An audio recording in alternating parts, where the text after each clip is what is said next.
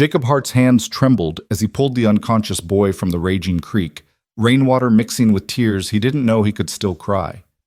3 weeks ago, he'd wanted a wife, just a woman to fill the silence. Instead, fate delivered Lily Monroe and her son Ben, strangers who'd somehow become his entire world. Now, as lightning split the Wyoming sky and Ben's lips turned blue in his arms, Jacob faced a terrifying truth. Love had ambushed his lonely heart, and losing them would destroy him completely.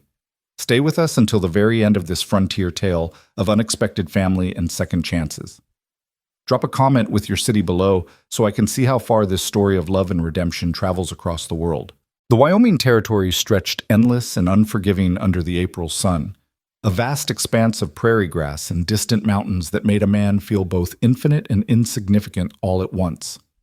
Jacob Hart stood on the porch of his ranch house, a structure of weathered wood and stubborn hope, watching the horizon where sky met earth in a wavering line of heat shimmer. 34 years old, and he'd become a ghost in his own life, moving through days that blurred together like watercolors left too long in the rain.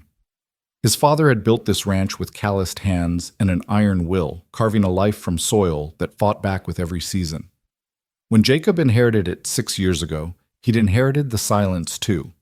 The kind that settled into your bones during long winters, that echoed in empty rooms and unanswered questions.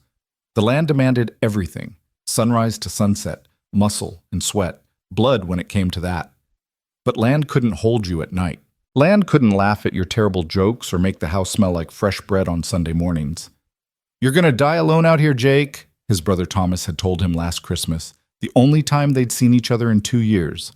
Thomas had escaped to Denver, traded the frontier for civilization, swapped cattle for a desk job that paid steady and didn't require dodging rattlesnakes. Find yourself a woman before you forget how to talk to people altogether. The words had stung because they rang true. Jacob had watched his reflection in the wash basin that morning, sun-weathered skin, eyes that had seen too many empty dawns, hair that needed cutting, but who was there to look good for? He'd become the thing he'd always pitied, a man so married to his work that he'd forgotten how to live. So he'd done something desperate, something that kept him awake at night with equal parts hope and shame. He'd written a letter to the Mountain Matrimonial Agency in Chicago, a service that matched lonely Western men with women seeking fresh starts. The proprietor, a Mrs. Eleanor Whitmore, had assured him in her response that she specialized in practical arrangements for practical people. Jacob had been brutally honest in his advertisement, figuring false promises would only lead to heartbreak down the road. Rancher 34 seeks wife for partnership in Wyoming Territory. I have 640 acres, a sturdy house, 2 good horses, and a herd that needs tending. I'm no poet and no prize, but I work honest, don't drink hard, and believe in keeping my word. If you're looking for a start and can handle frontier life, I'm your man. No pretense, no pretty lies, just a chance at building something real. The responses had trickled in over 6 weeks. Some letters were desperate, misspelled pleas from women fleeing situations he could only imagine. Others were calculated, asking about property values and inheritance rights before anything resembling personal interest. One woman had sent a photograph so clearly 20 years old that Jacob had almost laughed, almost because the loneliness beneath the vanity was too familiar to mock. But then came Lily Monroe's letter. It arrived on a Tuesday, distinguished from the others by its simple honesty. The paper was cheap, the handwriting careful but unpracticed, as if each word required concentration. She didn't romanticize herself or make promises about love. Instead, she wrote, "Mr. Hart, I read your advertisement and found it refreshingly honest, so I'll offer the same. I'm 26, hardworking, and capable. I can cook, clean, mend, and handle livestock. I'm also a mother to a 5-year-old boy named Ben. His father died 3 years ago. Consumption took him quick. We've been living with my sister in Pennsylvania, but her husband made it clear we've overstayed our welcome. I won't lie and say I'm coming for romance. I'm coming for survival, for a chance to give my son a real home. If you can accept a ready-made family, I can accept a partnership instead of a fairy tale. Yours in hope, Lily Monroe." Jacob had read that letter 17 times before responding. A child. He hadn't considered a child. His ranch was no place for a boy. Too much danger, too much isolation, too much work that required a man's full attention. But something in those words, in the raw admission of need wrapped in dignity, had reached through his defenses. He'd written back that same night, "Miss Monroe, I appreciate your honesty and will match it. I never considered becoming a father, and the thought scares me considerable. But I was raised to believe that turning away a woman and child in need makes a man something less than a man. If you're willing to take a chance on a rough cowboy who doesn't know the first thing about raising a boy, then I'm willing to learn. The train arrives Thursdays. I'll be waiting. Jacob Hart." Now 5 weeks later, Thursday had arrived like a reckoning. Jacob checked his pocket watch for the 15th time, 2:30 in the afternoon. The train from Cheyenne was due at 3 o'clock, weather permitting, track conditions allowing, God willing. He'd bathed that morning, scrubbing away layers of work and worry until his skin was raw. He'd put on his newest shirt, the blue one he saved for church and funerals, and his least worn pair of trousers. His boots were polished to a shine that would last exactly until he stepped off the porch into Wyoming dust. "You look like you're heading to your own hanging," said Charlie Dawson, his nearest neighbor and closest thing to a friend, who'd ridden over to provide moral support and undoubtedly entertainment at Jacob's expense. Charlie was 50-something, weathered as old leather, with a wit as dry as the summer prairie and a heart bigger than most men admitted to having. "Feels similar," Jacob muttered, tugging at his collar. "What the hell was I thinking, Charlie? I don't know anything about women. And a kid? I don't know anything about kids either. What if she takes one look at this place and gets right back on that train?" Charlie spit tobacco juice over the porch rail with practiced precision. "Then she ain't the woman you thought she was from them letters. But my guess? A woman desperate enough to travel 1,000 miles to marry a stranger ain't going to be scared off by a little dust and distance." He paused, studying Jacob with eyes that had seen most everything the frontier could throw at a person. "The real question is, are you going to be scared off by the reality of what you asked for?" The words settled heavy between them. Jacob had spent the last 5 weeks imagining this day, how it would feel to finally have another heartbeat in the house, another voice breaking the silence. But imagination was a kind friend compared to reality's harsh honesty. What if they couldn't stand each other? What if the boy hated him? What if the whole thing was a mistake that he'd spend years trying to undo? "Too late for cold feet now," Charlie said, nodding toward the east. "Unless I miss my guess, that's your train coming in." Sure enough, a dark plume of smoke rose against the horizon, growing larger by the minute. The distant whistle carried across the prairie, a lonely sound that somehow made the vast emptiness feel even more pronounced. Jacob's heart kicked against his ribs like a spooked horse. They rode into town together, Charlie keeping up a steady stream of commentary about everything except the situation at hand, the price of cattle, the weather predictions, old Henry Morrison's new bull that was mean as a snake and twice as ugly. Jacob barely heard him. His mind was spinning through scenarios, each more disastrous than the last. Carbon Springs wasn't much of a town, a main street with a general store, a saloon, a church that doubled as a schoolhouse, and a handful of other buildings that served the scattered ranching community. The train station was little more than a covered platform and a tiny office where Station Master Brooks sold tickets and gossiped with equal efficiency. A small crowd had already gathered. Frontier entertainment being scarce, the arrival of a mail-order bride was news worth witnessing. Jacob recognized most of the faces. The Hendersons, who ran the general store. Widow Jameson, whose nosiness was legendary. Young Billy Pierce, who probably should have been working instead of gawking. And Father McCarty, whose presence might have been pastoral concern or simple curiosity. "Jacob!" Mrs. Henderson called out, waving with the enthusiasm of someone who'd probably already planned the wedding in her head. "How exciting! A new woman in town, and with a little one, too. You must be over the moon." "Yes, ma'am," Jacob managed, tipping his hat. Over the moon and scared senseless, he thought, but didn't say. The train grew larger, its rhythmic chugging growing louder until it dominated every other sound.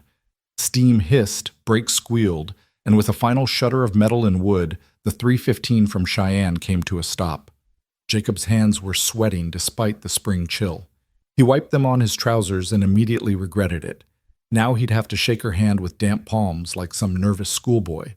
The conductor, a portly man with magnificent whiskers, stepped down first and placed a wooden stool for passengers to disembark.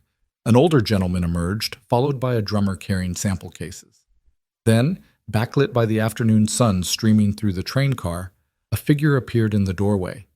She was smaller than Jacob had imagined, more delicate. The photograph she'd sent had shown a serious face with dark hair pulled back, but the reality was somehow both less and more than the image. She wore a faded blue dress that had seen better days but was clean and carefully mended. A carpet bag hung from one hand. Her dark hair was indeed pulled back, revealing a face that was pretty in a quiet way. Not the kind of beauty that stopped traffic, but the kind that grew on you like a favorite song. But it was the boy that froze Jacob in place. He emerged from behind her skirts like a shadow, small for 5 years old, with dark curls that fell over his forehead and eyes that seemed too large for his thin face. He clutched a battered stuffed horse, its fabric worn smooth by countless nights of comfort. The boy's gaze swept the platform, taking in the strangers, the foreign landscape, the vast sky that probably looked impossibly big compared to Pennsylvania. Those eyes, wary, cautious, carrying a weight no child should bear, locked onto Jacob. The boy didn't smile, didn't wave, didn't show any of the excitement a child might feel at a new adventure. He just looked at Jacob with an expression that seemed to ask, "Are you going to hurt us?" Jacob's carefully planned greeting evaporated. All the words he'd rehearsed during sleepless nights vanished like morning mist. He stood there, a grown man rendered speechless by a woman and a child who'd traveled 1,000 miles on the strength of desperate letters and fragile hope. Lily Monroe descended the steps, one hand holding her dress clear, the other maintaining contact with her son. When her feet touched Wyoming soil, she paused, taking a breath that seemed to steady herself for whatever came next. Then she looked directly at Jacob. "Mr. Hart?" Her voice was softer than he'd expected, with a slight tremor that betrayed her nerves. "Yes, ma'am," Jacob said, finding his voice, though it came out rougher than intended. He stepped forward, very aware of the audience watching this moment like it was a stage play. "I'm Jacob Hart. You must be Miss Monroe." "Mrs. Monroe," she corrected gently, then seemed to catch herself. "Though I suppose, well, the circumstances are unusual." A faint blush colored her cheeks. "That they are," Jacob agreed. An awkward silence stretched between them, filled by the hiss of the train and the not-so-subtle whispers of the onlookers.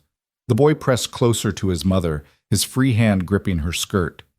Jacob dropped to one knee, bringing himself to the child's level. It seemed the right thing to do, though he had no experience to guide him. "You must be Ben," he said, keeping his voice gentle. "I'm Jacob. That's a fine horse you've got there." Ben looked at the stuffed animal, then back at Jacob, but said nothing. The wariness in his eyes didn't diminish. "He's shy around strangers," Lily said quickly, a hand dropping protectively to her son's shoulder. "The journey was long and everything is so new." "No need to explain," Jacob said, rising to his full height. "It's a lot for anyone, let alone a young boy." He meant it. The kid had every right to be cautious. What kind of mother drags her child across the country to marry a stranger? A desperate one. And what kind of man agrees to it? A lonely one. "Your belongings?" Jacob asked, looking toward the train. "Just the carpet bag," Lily said. We travel light." The simple statement held volumes of untold story. A life reduced to what could fit in a single bag, possessions shed like skin when survival demanded it. Jacob took the bag from her, noting its lack of weight, and gestured toward where Charlie waited with the wagon. "The ranch is about an hour's ride," he said. "I've got the wagon fixed up with some blankets. It's not comfortable, but it's better than it could be." As they walked through the dispersing crowd, Mrs. Henderson intercepted them with the determination of a woman on a mission. "Mrs. Monroe, welcome to Carbon Springs. You simply must come to the church social next Sunday. We're all dying to get to know you properly." "That's kind of you," Lily murmured, clearly overwhelmed. "And this little angel," Mrs. Henderson continued, reaching toward Ben, who immediately retreated behind his mother. "Oh my, he is shy, isn't he? Well, no matter. We'll fix that soon enough. Nothing like a frontier community to bring a child out of his shell." Jacob saw Lily's smile tighten, saw her hand protectively pull Ben closer, and felt an unexpected surge of something.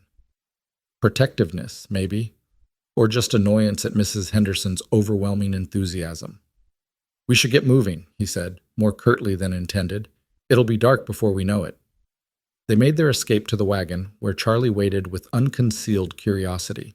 Jacob made quick introductions, noting how Lily's handshake was firm despite her obvious exhaustion, how Ben hid completely behind her when Charlie tried to greet him. "Pleasure, ma'am," Charlie said, tipping his hat. "And young man, Jacob here's been spinning like a top waiting for you. Haven't seen him this worked up since the time a mountain lion got in with the calves." "Charlie," Jacob warned. "What? It's true. You've been—" "Don't you have cattle to tend?" Charlie grinned, unbothered by the dismissal. "Reckon I do. You folks have a good evening now. Mrs. Monroe, you're going to do just fine out here. Jacob's a good man, even if he doesn't know how to talk about it." With a final wave, he mounted his horse and rode off, leaving them in awkward silence. Jacob helped Lily and Ben into the wagon bed, where he'd arranged blankets and even a pillow he'd borrowed from his own bed. The boy clutched his stuffed horse and burrowed into his mother's side, those big eyes watching Jacob's every move.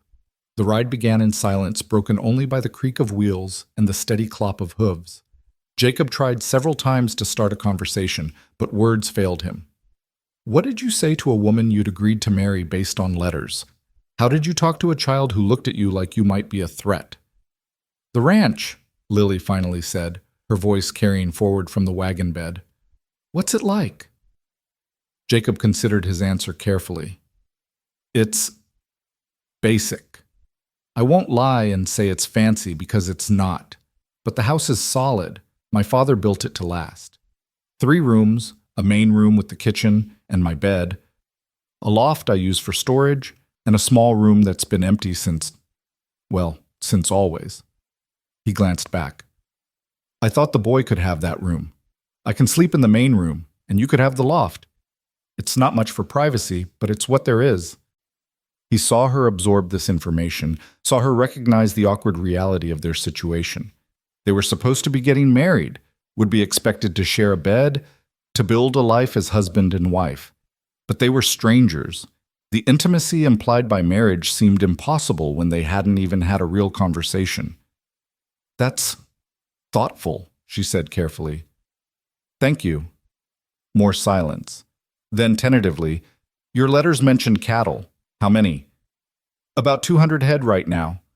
Lost some to the winter. It was harsh. But the survivors are strong, and I'm hoping for a good calving season." He was talking too much about cattle, he knew, but it was safer than the personal questions hovering between them. "Do you manage it all yourself?" "Mostly. Charlie helps during roundup and branding. Sometimes I hire a hand or two for the heavy seasons, but mostly it's just me."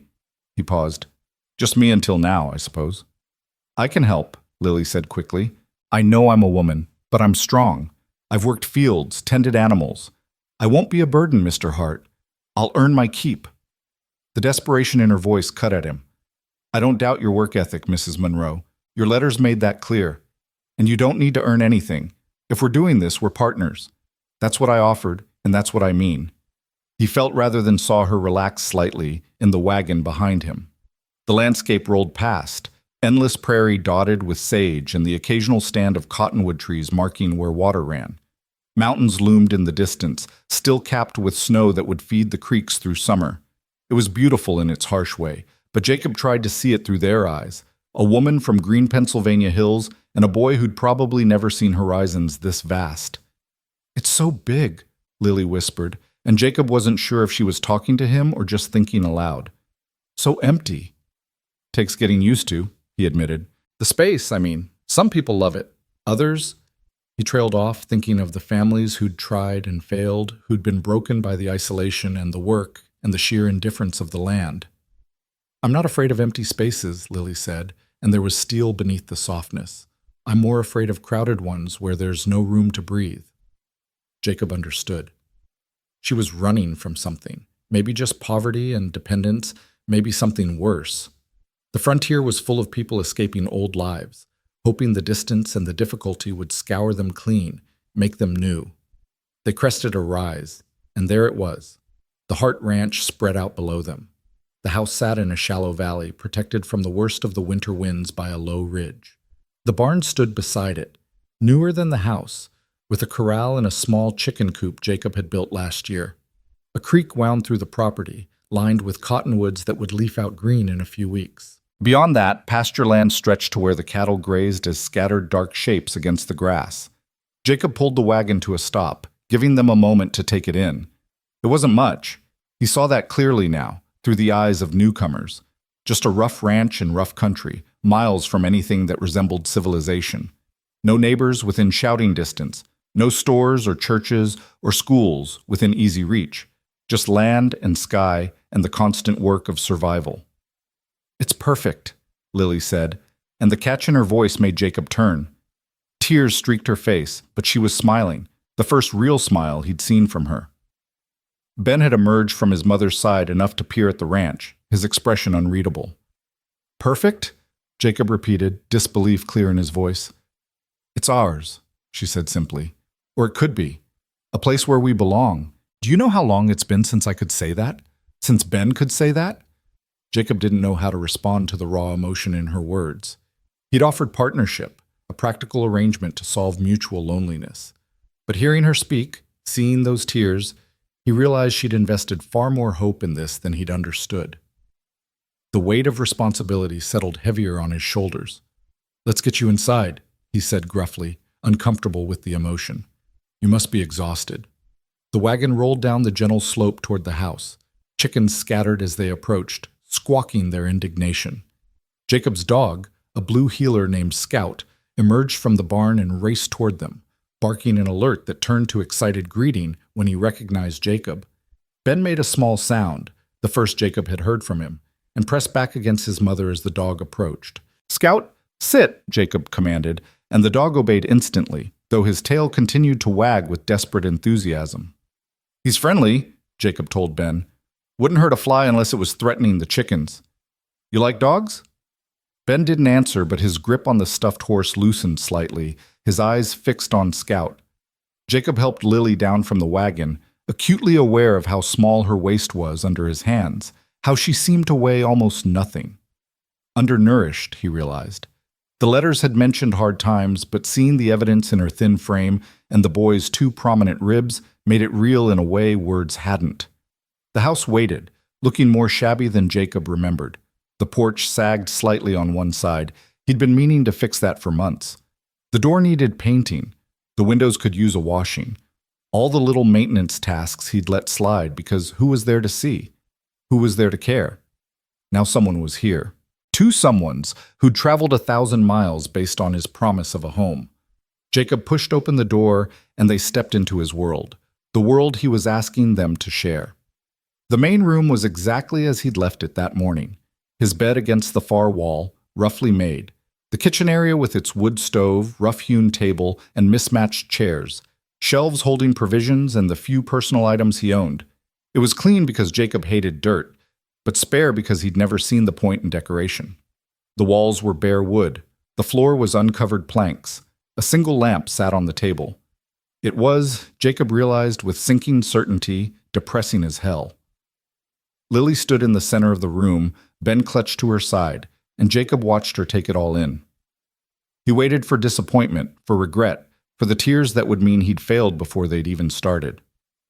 Instead, she set down her carpet bag and began moving through the space with purpose.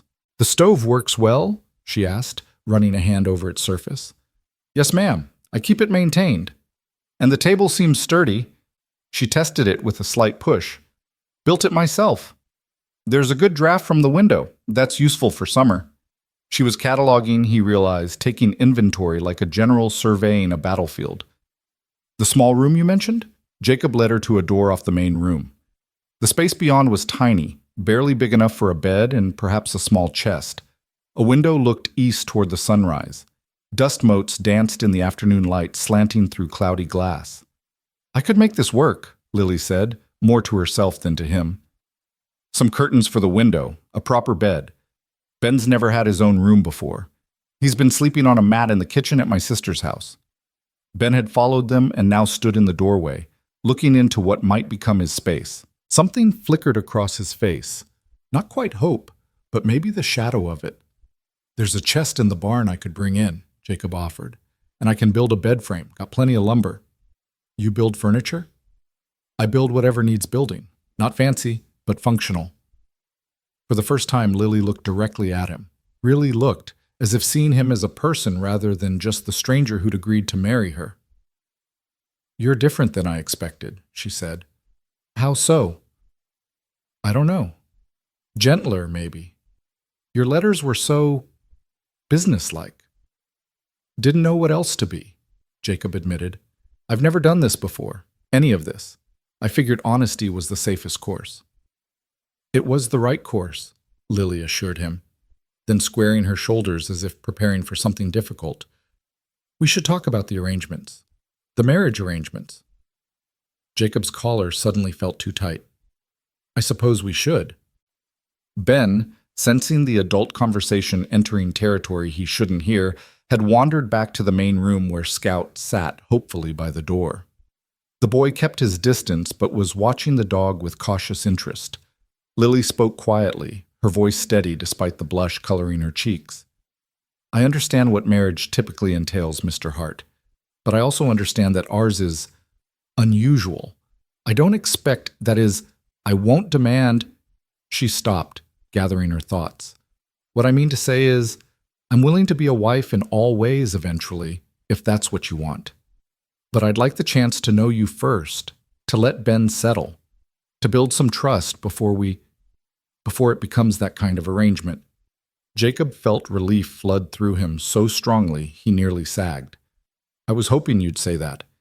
Last thing I want is for you to feel obligated or forced into anything. We've got time, Mrs. Monroe. We can take things slow, figure each other out, see if this can work as more than just a practical arrangement." "You're sure?" Doubt flickered in her eyes. "Some men would expect immediate fulfillment of marital duties." "I'm not some men," Jacob said firmly. "And I meant what I said about partnership. Partners should have a say in things, including timing." The tension in Lily's shoulders eased. "Thank you," she whispered. "But we should probably get actually married sooner rather than later," Jacob continued. "People talk, and I don't want your reputation damaged. Father McCarty could do it this Sunday if you're willing. Just a simple ceremony, legal and proper, so there's no question about your place here." "This Sunday? That's only 3 days away. Too soon?" Lily considered, then shook her head. "No, you're right about the talk. And honestly, Mr. Hart, I'd feel better with it official. Right now I feel like I'm visiting. Like this could all disappear if you change your mind." "I won't change my mind," Jacob said, and meant it. He'd made a commitment, and Hart men honored their commitments. They returned to the main room where Ben had inched slightly closer to Scout.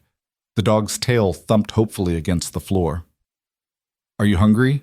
Jacob asked, addressing both of them.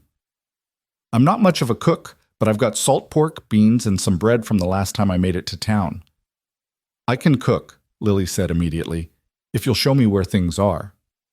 "Mrs. Monroe, you just traveled—" "Please," she interrupted, "let me help.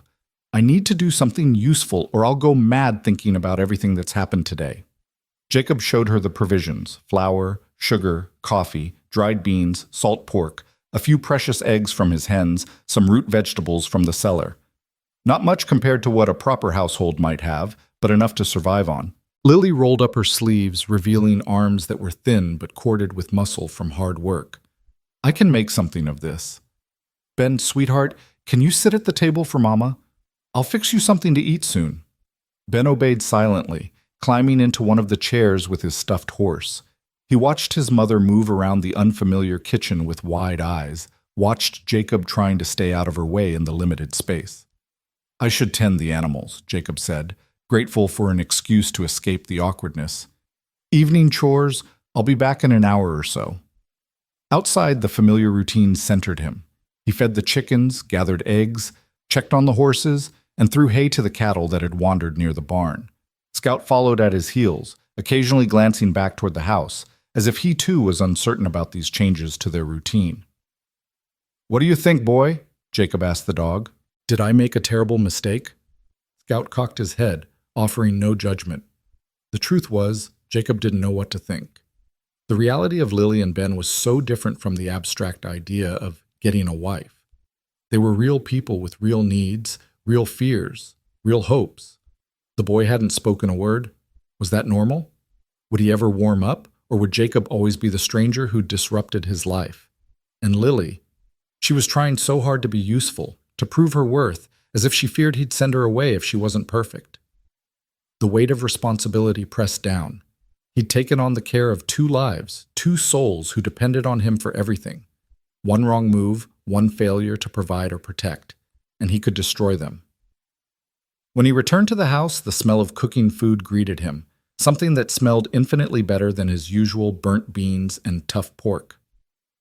The lamp was lit, casting a warm glow over the room. Lily had found the tablecloth he'd forgotten he owned and spread it over the table. 3 places were set with his mismatched plates and utensils.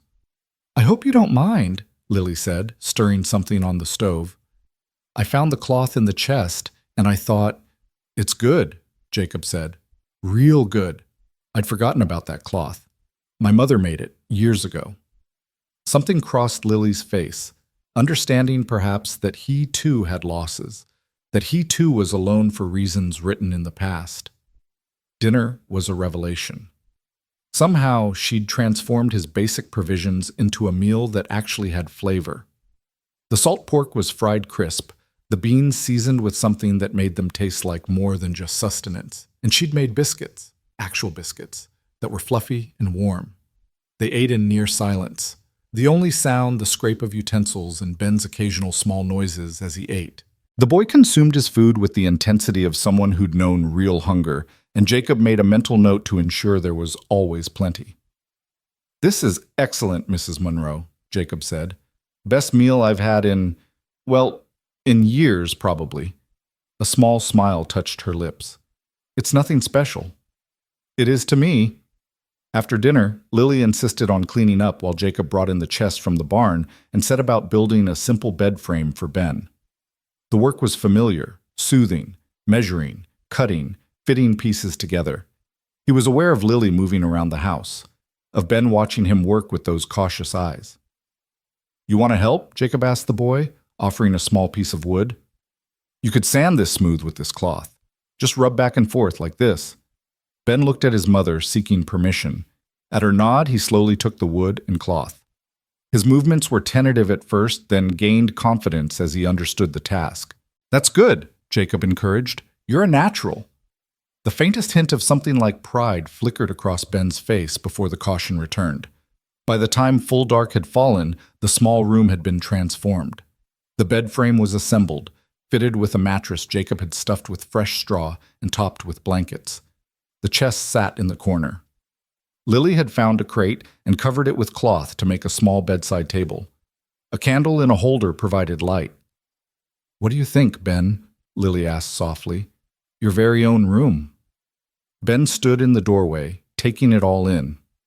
Then, in a voice so quiet Jacob almost missed it, the boy spoke his first words. "Is it really mine?" The question broke something in Jacob's chest.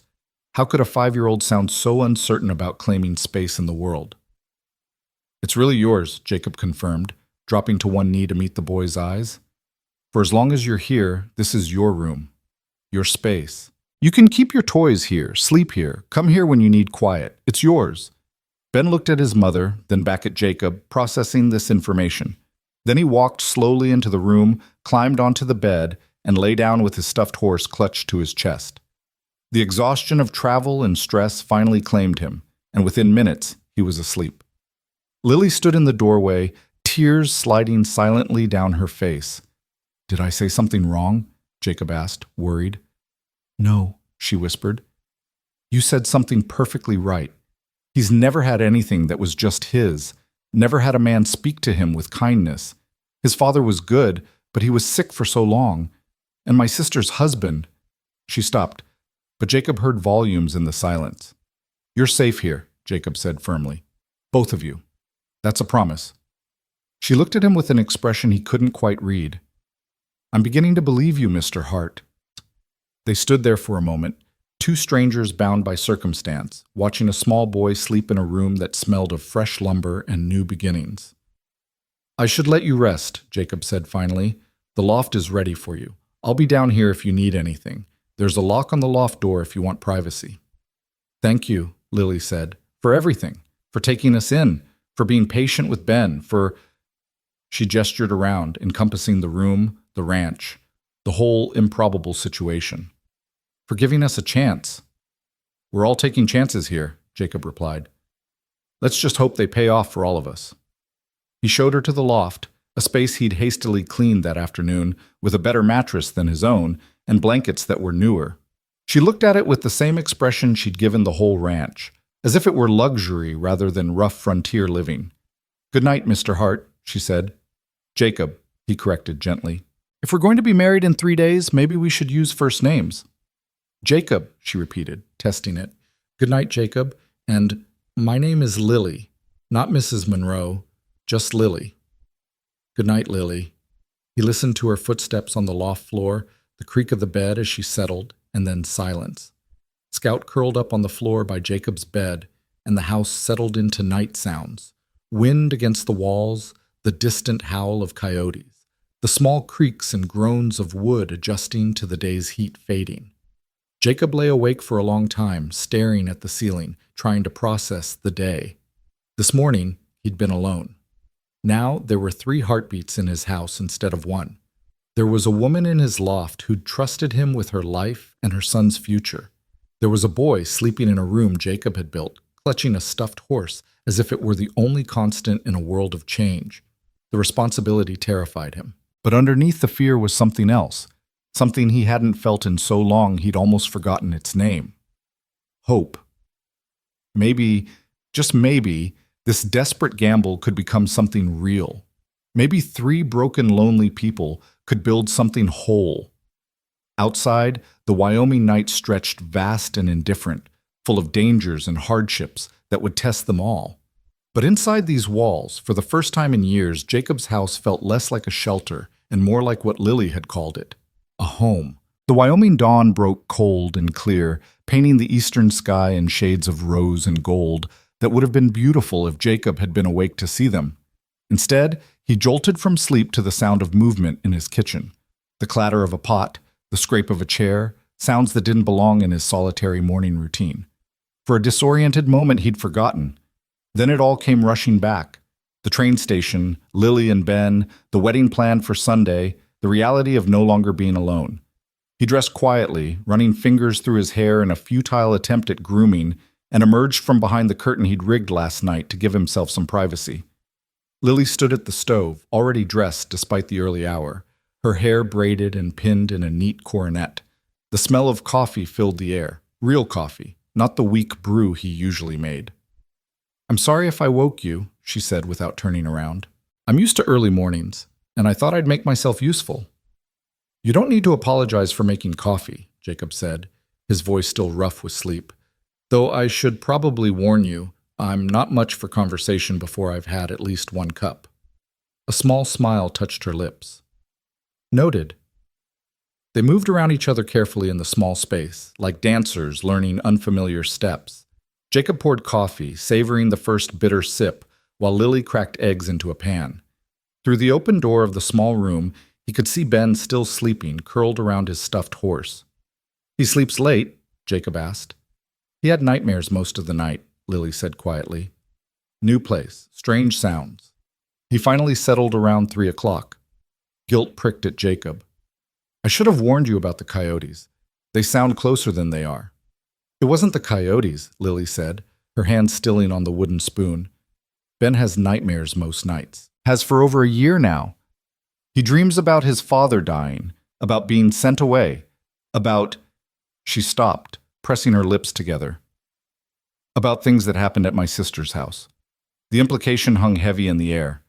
Jacob wanted to ask, wanted to know what had driven them to such desperate measures, but her rigid posture warned against pressing. "He's safe here," Jacob said instead. "Whatever came before, it stays before. Fresh start, remember?" Lily's shoulders relaxed fractionally. "Fresh start," she echoed, like a prayer. They ate breakfast in companionable silence, and Jacob found himself studying her when he thought she wasn't looking. In daylight, he could see details he'd missed at the train station, the faint scar above her left eyebrow, the calluses on her hands that matched his own, the way she ate with careful precision as if rationing were still necessary despite the full plate. She caught him staring. "What is it?"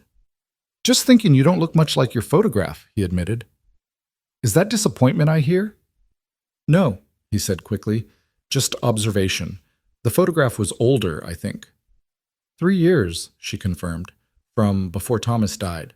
I was different then. Weren't they all different before loss carved them into new shapes? Jacob understood that better than most. Ben emerged as they were finishing breakfast, his hair a wild tangle and his eyes still heavy with sleep. He paused in the doorway of his room, taking in the scene, his mother at ease in a strange kitchen, a strange man at the table. An uncertainty crossed his face. "Good morning, sweetheart," Lily said warmly. "Are you hungry?" Ben nodded but didn't move closer. "Come on then," she encouraged. "Mr. Hart doesn't bite, I promise." Jacob corrected. "And your mama's right. I save all my biting for ornery cattle." The joke fell flat. Too soon, too unfamiliar, but Ben did inch toward the table. Lily fixed him a plate with the last of the eggs and a biscuit left from last night. The boy ate mechanically, his eyes darting between the adults. "I need to check the herd this morning," Jacob said. "Make sure they weathered the night without trouble. Usually takes a few hours." "Can I help?" Lily asked immediately. Jacob hesitated. "It's rough riding, and—" "I can ride," she said firmly. "I grew up on a farm, remember? I've been on horses since I was younger than Ben." The challenge in her eyes was clear. She wouldn't be treated as delicate or useless. Jacob respected that, even as he worried about pushing her too hard too soon. "All right," he agreed. "But Ben—" "I can watch Ben," came a voice from the doorway. Charlie Dawson stood there, hat in hand, grinning like he'd won a prize. "Figured I'd check on how the first night went. Didn't expect to find the little lady already working you to the bone, Jake?" "Charlie," Jacob said with a warning tone. "What? I'm offering free childcare. That's neighborly." Charlie addressed Lily directly. "Ma'am, I've got 6 grandchildren of my own back in Kansas. I know my way around young'uns. The boy and I can get acquainted while you two check cattle." Lily looked uncertain, her protective instincts clearly warring with the practical need for help. Ben had pressed himself against her side at the stranger's arrival. "Ben," she said gently, "this is Mr. Dawson. He's Mr. Hart's friend and our neighbor. Would you be all right staying with him while Mama helps with the cattle?" Ben's grip on her skirt tightened, and he shook his head frantically. "Or," Charlie said, dropping into a crouch to meet Ben's eye level, "the boy could come with you. I've got an old mare, gentle as a lamb, that could carry double. The little fellow could ride with you, ma'am, while Jacob and I handle the rough work." It was a good solution, and Lily's relief was visible. "Would you like that, Ben? To see the cattle?" Ben looked at his mother, then at the door leading to the vast outdoors, and finally gave a small nod. An hour later, they were mounted and moving across the prairie. Lily rode behind Jacob on his gelding, Rex, while Ben sat in front of her on Charlie's mare, Daisy. The boy had been terrified at first, clutching the saddle horn with white knuckles, but Lily's steady presence and soft reassurances had gradually eased his fear into cautious wonder. "Look at all the space," Ben whispered, the first voluntary words Jacob had heard from him. "It goes on forever, doesn't it?" Lily replied. "Can you see the mountains way out there?" "They're so big," Ben breathed. Jacob felt something shift in his chest. The boy was talking, engaging with the world rather than just surviving in it. It was a small thing, but it felt monumental. They found the herd scattered across the south pasture, grazing contentedly. Jacob and Charlie began the familiar work of counting, checking for injuries or illness, making mental notes of which cows were close to calving. Lily watched intently, asking questions that showed she understood more about ranching than Jacob had expected. "That one there," she said, pointing to a red heifer standing apart from the others. "She's favoring her left front leg." Jacob looked closer and saw she was right. "Good eye. Probably stepped in a prairie dog hole. I'll need to bring her in. Check for breaks." "How do you catch her?" Ben asked, his voice small but curious. "Well now," Charlie said, "that's where the real skill comes in. Watch your new paw work, boy." Jacob shot Charlie a look. Too soon for that kind of talk. But the damage was done. Ben had tensed again, the brief openness closing like a door. Jacob rode slowly toward the heifer, reading her body language, anticipating her movements. When she tried to bolt, he was ready, cutting her off, using Rex's bulk to guide her where he wanted. It took 15 minutes of patient work, but eventually he had a rope on her and was leading her back toward the others. That was amazing, Ben said, the words bursting out before he could stop them. Then, as if realizing he'd shown too much enthusiasm, he shrank back against his mother. "You think that's something," Charlie said. "You should see him during a real roundup. Man moves like he's part of the horse." They worked through the morning, the sun climbing higher and warming the spring air. Jacob found himself hyper-aware of Lily's presence, the way she sat straight in the saddle despite hours of travel yesterday, the way she pointed out things to Ben, turning the work into education. She was good with the boy, patient but not coddling, encouraging his curiosity while respecting his fears. "There's a calf tangled in brush over there," Lily called out, pointing to a small brown shape struggling near the creek. Jacob saw it immediately and cursed under his breath. "Must have wandered off during the night. Damn fool creature." "Language," Lily said mildly, nodding toward Ben. Jacob felt his face heat. "Sorry. Darn fool creature." They dismounted and approached the calf carefully. It was well and truly stuck, the brambles wrapped around its legs and caught in its developing horns. The mother cow stood nearby, lowing anxiously but not sure how to help her baby.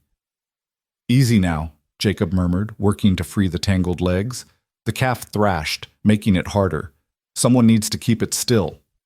Without hesitation, Lily was there, her hands gentle but firm on the calf's head, speaking in low, soothing tones. The calf settled under her touch, and Jacob was able to work the brambles free. When it was done and the calf bounded back to its mother, Lily's dress was covered in mud, and her hands were scratched from thorns. "You all right?" Jacob asked.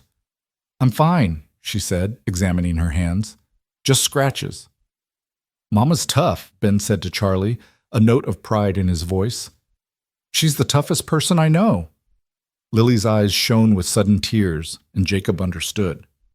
The boy was defending her, claiming her strength in a world that had probably told them both they were weak. "I believe it," Jacob said seriously. "Takes a strong person to travel 1,000 miles to build a new life." Charlie nodded agreement. "And to wrangle a calf like that? Most fine ladies would have fainted at the thought." "I'm not a fine lady," Lily said, but there was no bitterness in it, just statement of fact. "I'm a working woman who does what needs doing." "Best kind of woman for ranch life," Jacob said, and meant it. They headed back toward the ranch as noon approached, the injured heifer trailing behind on a lead. Ben had relaxed enough to ask questions, careful, quiet questions about the animals, the land, the work. Jacob answered each one, surprised by the boy's quick understanding. "Do the cows have names?" Ben asked. "Not usually," Jacob admitted. "Too many to name, but there's a few special ones. That big black one there, the one with the white face, that's Bessie. She's the herd boss, tells all the others what to do." "Like Mama tells me what to do?" "Exactly like that." Ben considered this. "Are you the boss of Mama now?" The question hung in the air, loaded with implications. Jacob chose his words carefully. "Your mama and I are partners, Ben. That means we both get a say in things. Neither of us is the boss of the other." "But you're bigger," Ben pointed out with child logic. "Bigger doesn't mean boss," Lily interjected. "Remember how Papa was sick, but he was still grown up? Size and strength aren't the same as being in charge." Jacob saw the shadow cross both their faces, the memory of loss, of a man diminished by illness. He changed the subject quickly. "You know what I could use a partner for?" he asked Ben. "Naming the chickens. I've got 12 hens and haven't named a single one. Think you could help with that?" Interest sparked in the boy's eyes. "I could name them?" "Sure could. Every chicken needs a good name." For the first time since they'd met, Ben smiled, a real smile that transformed his cautious face into something bright and boyish.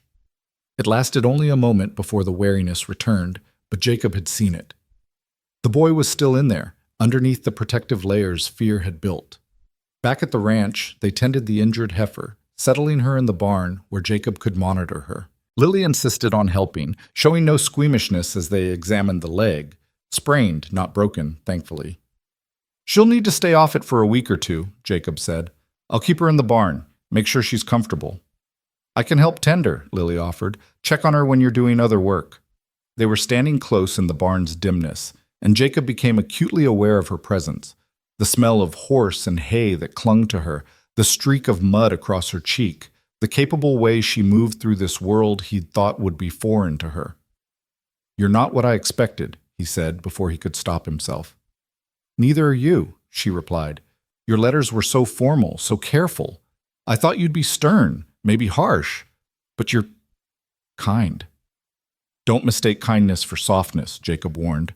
"This land requires hard decisions. I've made them before and will again." "I don't mistake anything," Lily said.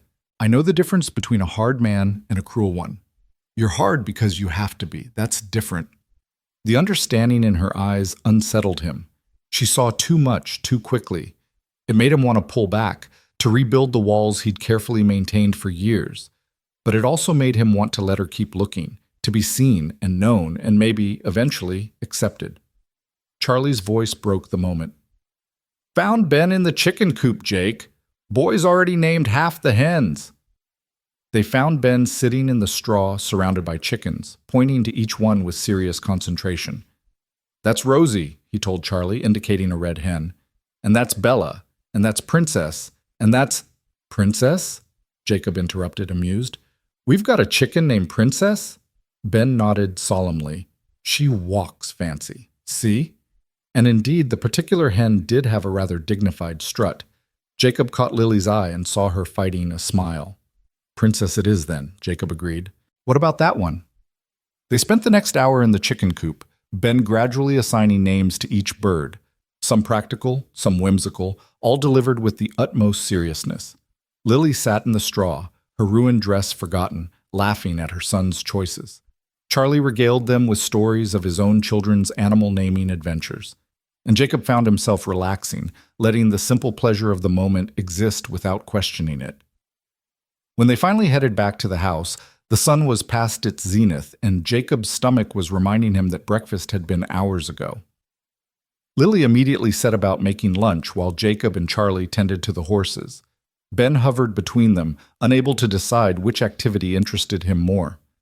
"Boys coming around," Charlie observed quietly. "Saw him smile at you when you approved of Princess."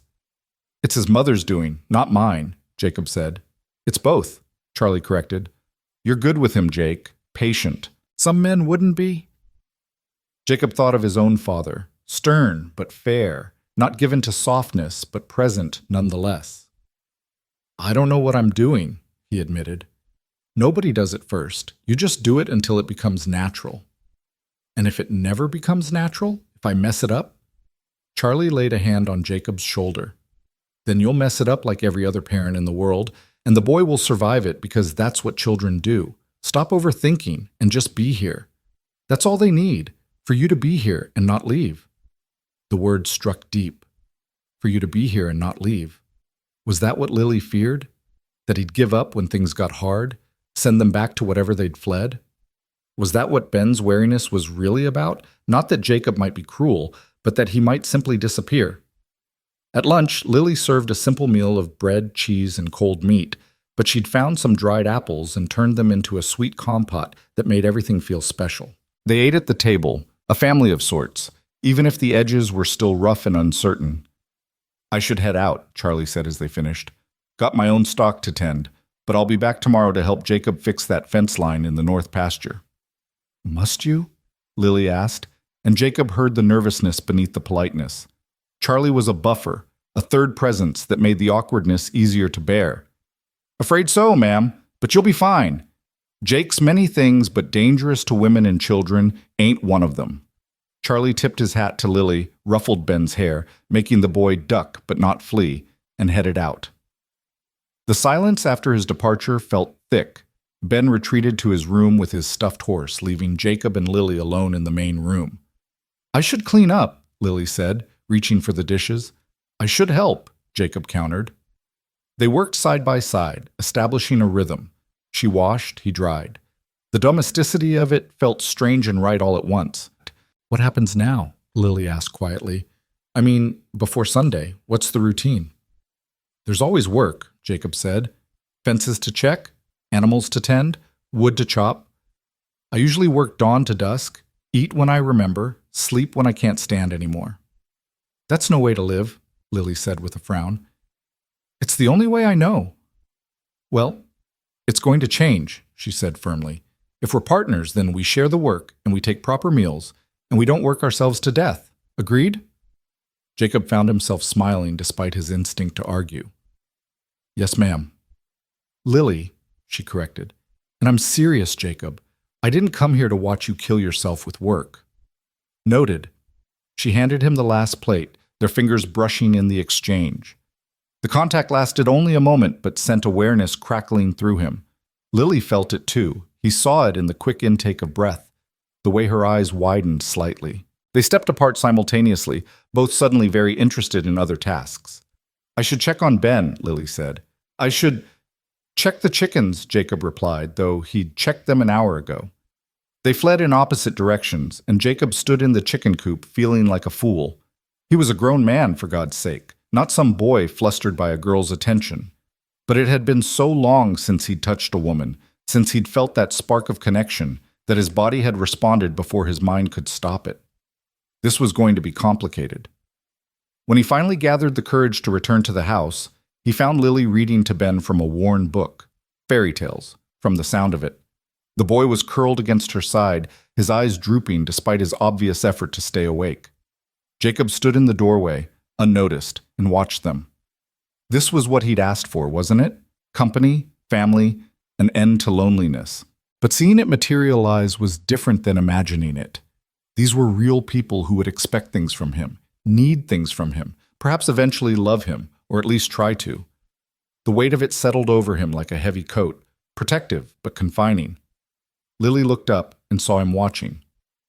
He's nearly asleep, she whispered. The day wore him out. He did good today, Jacob said quietly, asked good questions, handled the writing well. He liked you, Lily said, and something in her voice suggested this was significant. He doesn't usually like men. The implication hung there. Whatever had happened at her sister's house, it had involved a man Ben had learned not to trust. I'll try to be worthy of it, Jacob said. Lily carried the sleeping boy to his room, and Jacob busied himself with small tasks, stoking the fire, checking the door latch, anything to avoid the awkward question of what happened now. It was barely evening, too early for sleep, but they had no established routine, no pattern to fall into. When Lily emerged, she seemed to face the same uncertainty. They stood in the main room like actors who'd forgotten their lines. Would you like coffee? Jacob offered. That would be nice.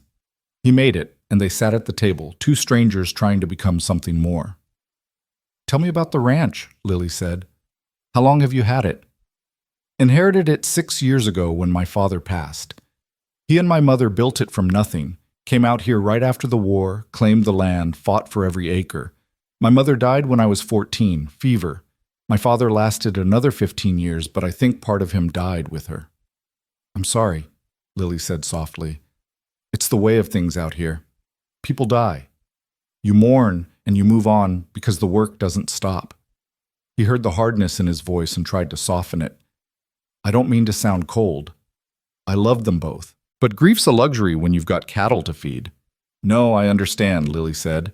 When Thomas died, I had 3 days before my sister's husband said I needed to find work or leave. Grief had to wait. They sat with their shared understanding of loss deferred, of emotions packed away because survival demanded it. What about you? Jacob asked. Your family? Lily's hands tightened around her cup. Parents died when I was 17. Scarlet fever took them both within a week. My sister Margaret was already married, had her own home. I married Thomas a year later. He was a good man, Jacob, gentle, hard-working. We had 3 good years before he got sick, and then... She stopped, gathering herself. Then we had 2 years of watching him fade. By the end, he didn't even recognize Ben. That's hard on a child. It broke something in him, Lily admitted. He used to be so bright, so talkative. But watching his father deteriorate, not understanding why Papa couldn't play anymore, couldn't hold him, she wiped at her eyes. After Thomas died, we had nothing. I tried to make it work, but without a man to vouch for me, I couldn't get decent work. We ended up with Margaret. And her husband? Lily's face hardened. Robert is a man who believes women and children exist to serve him. He worked Ben like a farmhand, a 5-year-old chopping wood, hauling water, tasks too big for him. When Ben couldn't do them, Robert would. She stopped, jaw clenched. Jacob felt anger rise, cold and controlled. Did he hurt the boy? Not with fists, Lily said carefully, but words can hurt just as much. He'd call Ben useless, stupid, say he was soft because Thomas had coddled him. And me? She laughed bitterly. I was the widow sister, a burden, eating their food and giving nothing back despite working myself to exhaustion in their house. So you answered my advertisement. I answered 6 advertisements, Lily corrected. You were the only one who responded honestly when I mentioned Ben. The others either ignored that part or made it clear a child wouldn't be welcome. Jacob absorbed this, that she'd been desperate enough to contact 6 strangers, that he'd been the only one willing to take them both. The responsibility felt even heavier now. I meant what I said in my letter, he told her.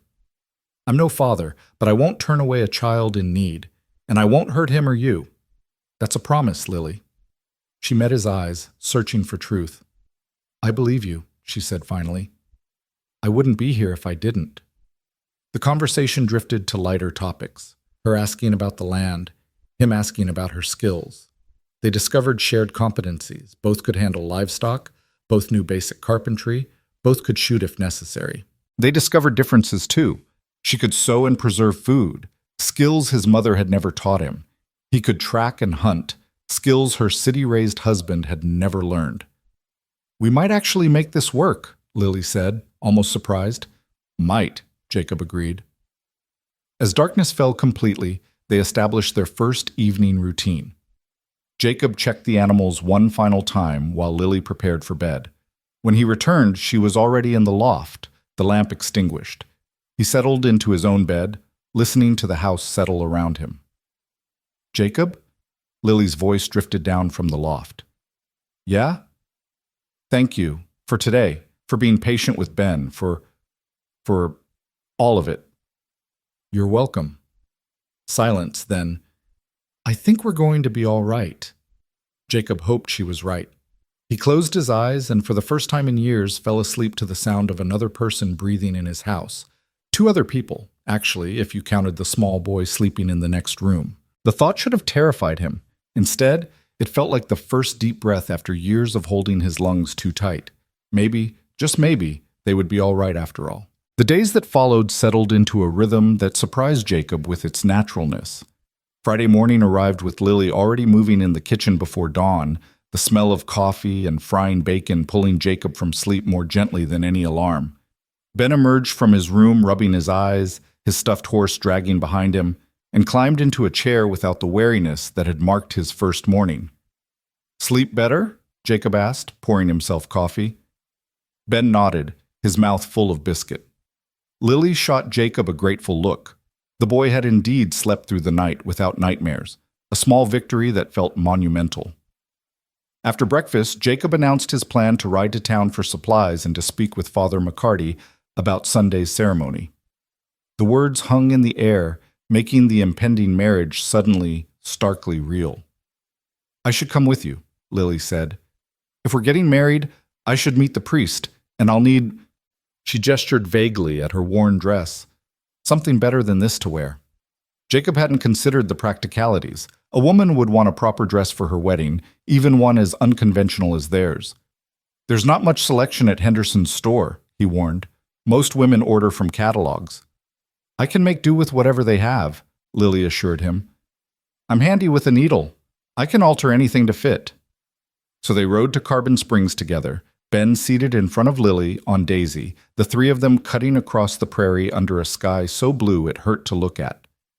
Jacob found himself glancing back at them repeatedly, Lily pointing out birds to Ben, the boy asking questions in that careful voice that was gradually gaining confidence.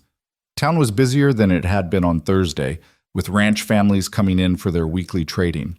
The moment they arrived, Jacob felt the weight of curious stares. News of the mail-order bride had spread, as he'd known it would, and every person they passed seemed to have an opinion written across their face. Mrs. Henderson descended on them the moment they entered the general store, her enthusiasm as overwhelming as predicted. Mrs. Monroe! And little Ben! Oh, what a treasure you both are! Jacob Hart! You're a lucky man. Now, what can I help you find today? Mrs. Monroe needs fabric, Jacob said, for a dress. A dress, of course, for the wedding, I assume. Oh, how wonderful. Sunday, isn't it? The whole town is talking about it. Mrs. Henderson was already pulling bolts of fabric from the shelves, spreading them across the counter in a riot of colors and patterns. Lily's eyes widened at the selection, her fingers reaching out to touch a soft blue cotton before pulling back. Jacob saw her glance at the prices marked on the bolts and watched her face fall almost imperceptibly. The blue, Jacob said firmly, and whatever else she needs, thread, buttons, anything. Jacob, it's too much, Lily protested quietly. It's your wedding dress, he countered, and you'll need everyday dresses too. Pick at least 2 more. I can make over what I have. Lily. He said her name softly, but with enough firmness to make her meet his eyes. Let me do this, please. She searched his face for a long moment, then nodded. The blue, then, and maybe the brown calico for every day, and the green if it's not too dear. Mrs. Henderson beamed, already measuring and cutting. Such practical choices. You'll fit right in here, Mrs. Monroe. Now, young Ben, would you like a peppermint stick while your mama shops? Ben looked at his mother for permission. At her nod, he accepted the candy with a whispered, "Thank you," that made Mrs. Henderson cluck with approval. While Lily selected notions and discussed alterations with Mrs. Henderson, Jacob gathered the other supplies they needed: flour, sugar, coffee, ammunition for his rifle. He added things he normally wouldn't buy: store-bought cookies for Ben, a new hair ribbon for Lily, a bottle of decent whiskey for himself because if he was getting married on Sunday, he might need fortification. At the counter, as he tallied the cost, Mr. Henderson leaned in conspiratorially. "Brave thing you're doing, Hart. Taking on a ready-made family. Not many men would." "Not many men are lucky enough to get the offer," Jacob replied, surprised by his own words. Mr. Henderson laughed. "Good answer. Marriage already making you diplomatic, I see." They left the store laden with packages and headed to the church, a simple white building that served the scattered community's spiritual needs. Father McCarty was in the small garden beside it, tending to early spring vegetables with the care of a man who understood growing things. "Jacob!" The priest straightened, brushing dirt from his hands. "I heard you'd be coming, and this must be Mrs. Monroe and young Ben." "Father," Jacob said, "we'd like to talk about Sunday, if you have time." "For a wedding?" "I have all the time in the world. Come inside." The church was cool and dim, smelling of wood polish and old hymnal pages. Ben stayed close to his mother, his eyes wide, as he took in the unfamiliar space. Father McCarty settled them in the front pew and sat facing them, his weathered face kind. "Now then," he said, "Jacob tells me you're from Pennsylvania, Mrs. Monroe." "That's quite a journey." "Yes, Father," Lily said, "but necessary." "And you understand what marriage means? Not just the legal arrangement, but the spiritual commitment." Jacob felt Lily tense beside him. This was the question they'd both been avoiding. What was this marriage, really? A business arrangement? A convenience? Or something with the potential to become more? "I understand marriage is a sacrament," Lily said carefully, "a bond that shouldn't be entered into lightly. I also understand that circumstances sometimes require practical decisions. Jacob and I are both realistic about what we're doing." "Realistic is good," Father McCarty said, "but marriage also requires hope. Hope that 2 people can build something together, can become more together than they were apart." He looked at Jacob. "You've been alone a long time, son. Are you ready to not be alone anymore?" The question struck deeper than Jacob expected. Was he ready? Ready to share his space, his decisions, his life? Ready to be responsible not just for himself, but for a woman and child who depended on him? "I'm ready to try," he said finally. "That's the best I can offer." "And you, Mrs. Monroe?" Lily's hand found Ben's, holding tight. "I'm ready to build a life where my son is safe and valued, where I can work beside a man who respects that work, where we can have a home that's truly ours. If that's what marriage to Jacob offers, then yes, I'm ready." Father McCarty nodded slowly. "Honesty, that's a good foundation, better than many marriages start with." He turned to Ben, who'd been silent throughout. "And what about you, young man? What do you think about all this? Ben looked startled to be addressed. His fingers twisted in his mother's skirt, and for a moment Jacob thought he wouldn't answer. Then, in a voice barely above a whisper, "Will we stay? After the wedding, will we stay?" The question gutted Jacob. The boy wasn't asking about marriage or love or any of the abstract concepts adults worried over. He was asking the only thing that mattered to him. Would this be permanent, or would he be uprooted again? Jacob knelt in front of Ben, bringing himself to eye level. "You'll stay," he said firmly. "Your mama will stay. This is your home now, Ben. The wedding just makes it official, makes it so nobody can ever say otherwise. Understand?" Ben studied Jacob's face with those two old eyes, weighing the promise against past disappointments. Then he nodded, a small movement that felt like a leap of faith. "Well then," Father McCarty said, his voice thick with emotion. "Sunday it is. 2:00, if that suits you. It'll give the congregation time to attend if they wish. And they will wish, Jacob. You know how this town is." Jacob grimaced. He'd hoped for a quiet ceremony, just the necessary witnesses. But the priest was right. The whole town would turn out for this spectacle. As they left the church, Jacob noticed Ben lagging behind, staring at the small cemetery beside the building. The boy's face had gone pale, his breathing quick and shallow. "Ben?" Lily called, noticing. "What's wrong, sweetheart?" "Is Papa here?" Ben asked, his voice shaking. "Did we bring him with us?" Lily's face crumpled. She knelt beside her son, pulling him close.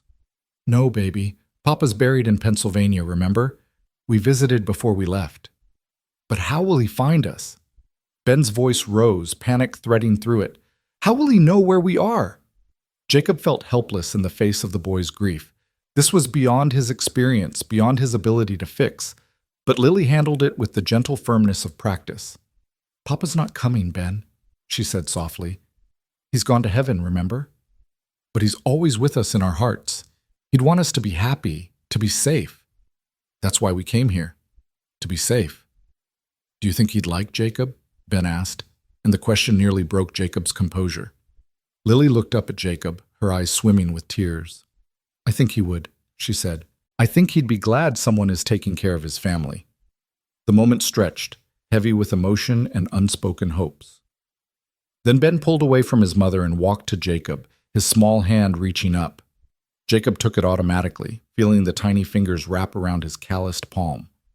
They walked back to the wagon like that, Ben between them, holding both their hands, a small bridge connecting two adults trying to become something more than strangers.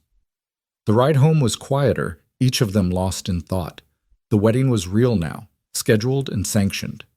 In 2 days, Jacob and Lily would speak vows that would bind them legally and spiritually. The weight of it pressed down, but so did something else. Possibility.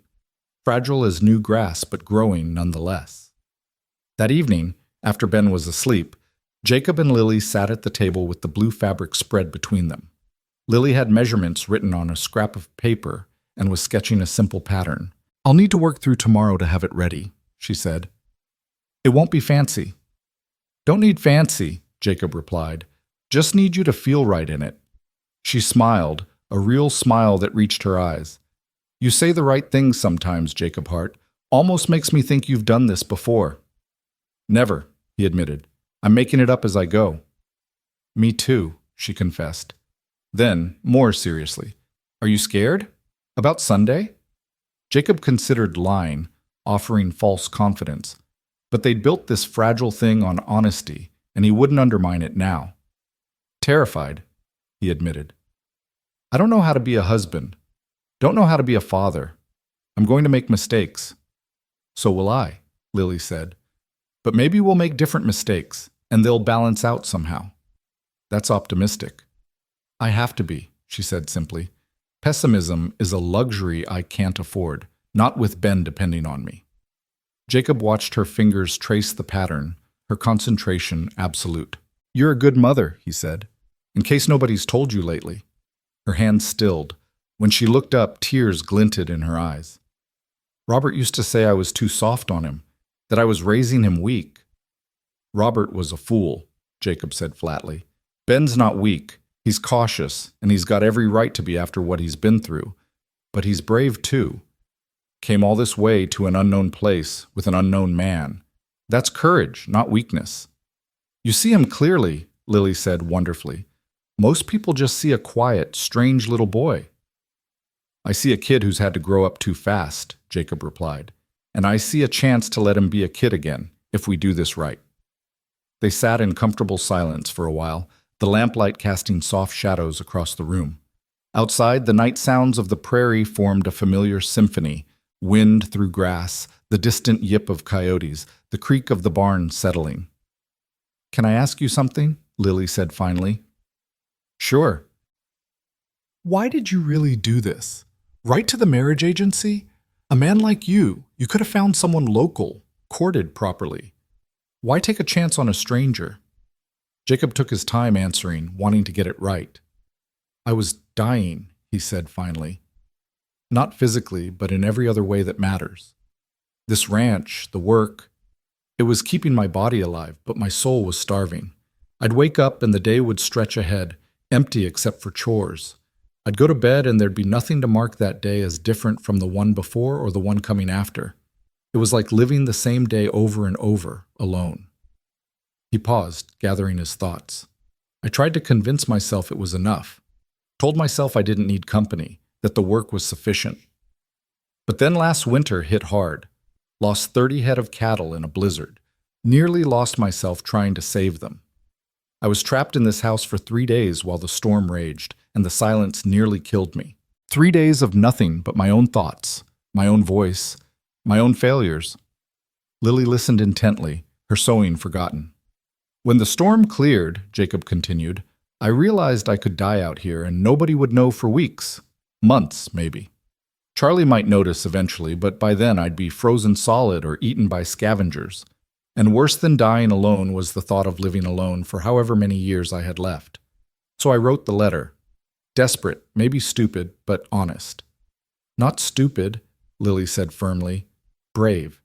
It takes courage to admit you need someone. What about you? Jacob asked. You said you wrote to 6 men. Was I really the only one who'd take Ben? Lily's laugh was bitter.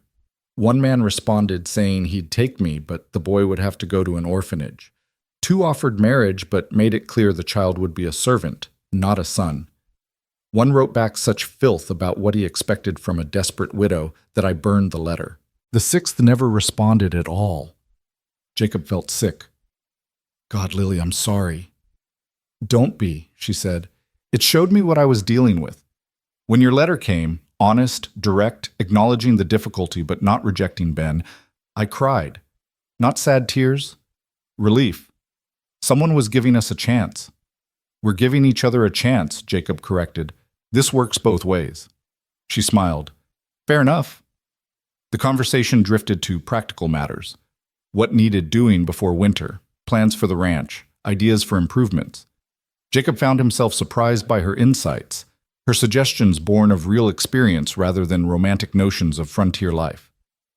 We should get chickens laying better, she said. With the right feed and care, we could have surplus eggs to sell in town. And that south field, you said it floods in spring? We could dig drainage channels, maybe plant hay there once it dries. You've been here 3 days and you're already reorganizing my ranch, Jacob said, but there was amusement in his voice. Partners, remember? That means I get opinions. So it does.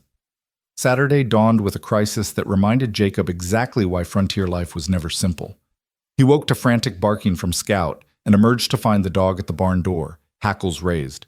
Inside, the injured heifer was down, her breathing labored, eyes rolling white with pain. Lily, Jacob called, urgency sharpening his voice. She appeared within seconds, Ben trailing behind her.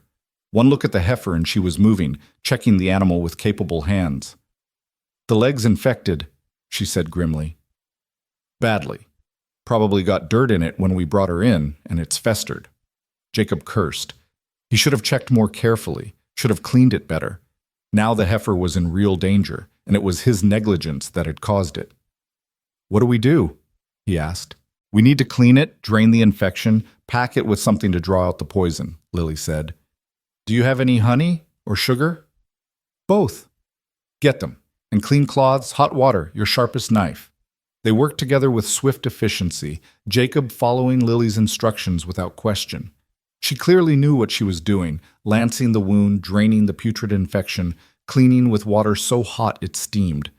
The heifer thrashed weakly, but Lily's hands remained steady. "Hold her," she ordered Jacob, and he complied, using his strength to keep the animal still while Lily worked.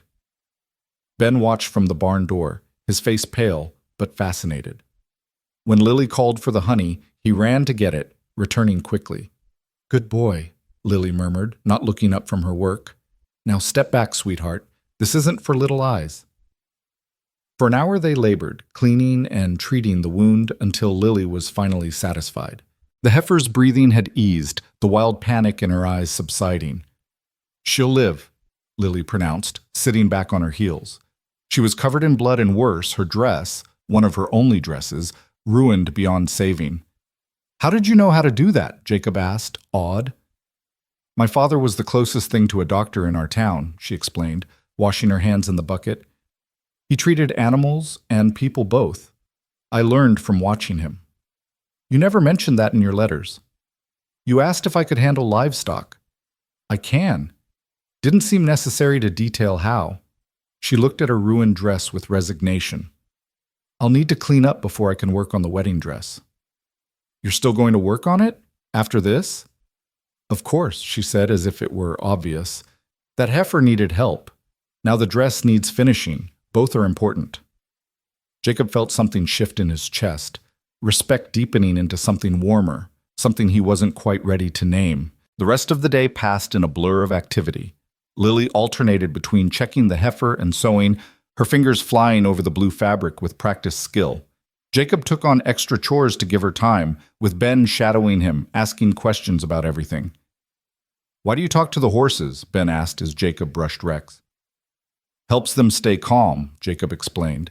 "Animals respond to voice, to tone. You talk gentle. They know you're not a threat." "Can I try?" Jacob handed him a soft brush. "Just run it along his side, nice and easy. Tell him what a good boy he is." Ben approached Rex cautiously, then began brushing with tentative strokes. "Good boy, Rex," he whispered. "You're a very good horse." Rex's ear flicked back, acknowledging the small voice, but he stood steady. Ben's face lit up with wonder. "He likes me." "Seems he does," Jacob agreed. "You've got a way with animals, Ben. That's a gift." The boy glowed under the praise, working with increased confidence. Jacob watched him, remembering his own childhood learning these same skills, his father's rare praise meaning everything. That evening, Lily emerged from the small room where she'd been working, holding up the finished dress. It was simple but elegant, the blue fabric draped in clean lines with small tucks at the waist and modest lace trim at the collar that she must have salvaged from her old dress. "What do you think?" she asked, suddenly shy. "It's beautiful," Jacob said honestly. "You're beautiful." The words hung between them, unexpected and weighted with meaning. Lily's cheeks flushed, and she quickly hung the dress on a hook. "I should check on the heifer one more time," she said, fleeing the intimacy of the moment. Jacob let her go, his own heart beating faster than it should. Tomorrow they'd be married. Tomorrow this tentative arrangement would become official. Tomorrow he'd stand before God in the town and promise to honor and cherish this woman who'd been a stranger a week ago. The thought terrified and thrilled him in equal measure. That night, lying in his bed with Lily in the loft above and Ben sleeping in the next room, Jacob stared at the ceiling and wondered what the hell he was doing. Marriage was supposed to be based on love, wasn't it? On knowing someone deeply, choosing them from among all others. He and Lily had chosen each other out of desperation and loneliness. Was that enough to build a life on? "Jacob?" Lily's voice drifted down. "Are you awake?" "Yeah." "I'm scared," she admitted. "About tomorrow. About getting this wrong." "Me too," he confessed. "But we're doing it anyway?" "We're doing it anyway." A pause, then. "Thank you for giving us this chance, for being the kind of man who keeps his word." "You're thanking me before you know if it'll work," Jacob pointed out. "I'm thanking you for trying," she said. That's already more than most men would do." Jacob had no answer to that. He listened to her settle back into sleep. listened to the house breathe around him, and tried to imagine his life a week from now, a month, a year. Would this strange family they were building survive? Would affection grow into something deeper? Would Ben ever call him anything other than Jacob or Mr. Hart? The question swirled until exhaustion finally claimed him, pulling him under into dreams of blue dresses and small boys with guarded smiles and a woman whose strength matched his own. Sunday morning arrived with crystalline clarity, the sky so blue it seemed to mock his nervousness. Jacob woke early and did his chores in a daze, feeding animals and checking the heifer, who was remarkably improved thanks to Lily's care, with mechanical precision. When he returned to the house, Lily was already up, making breakfast with hands that trembled slightly. Neither of them ate much, the weight of the approaching ceremony stealing their appetite. "We should leave by 1 o'clock," Jacob said. "Give us time to get there. Get settled before we get married," Lily finished. "You can say it, Jacob. It's happening whether we speak it aloud or not." Ben appeared dressed in his best clothes, which weren't much, Jacob noted, making a mental list of things the boy would need. The child seemed to sense the importance of the day, moving quietly, his eyes darting between the adults. At noon, Charlie arrived to escort them to town, moral support and witness both. He took one look at Jacob's face and laughed. "You look like you're heading to your own funeral, not your wedding," he said. "Buck up, man. Marrying a good woman's nothing to fear." "Easy for you to say," Jacob muttered. "You've done it before." "Twice," Charlie confirmed cheerfully, "and buried one wife and divorced the other, so maybe I'm not the best source of marriage advice. But I'll tell you this. That woman in there is worth the risk.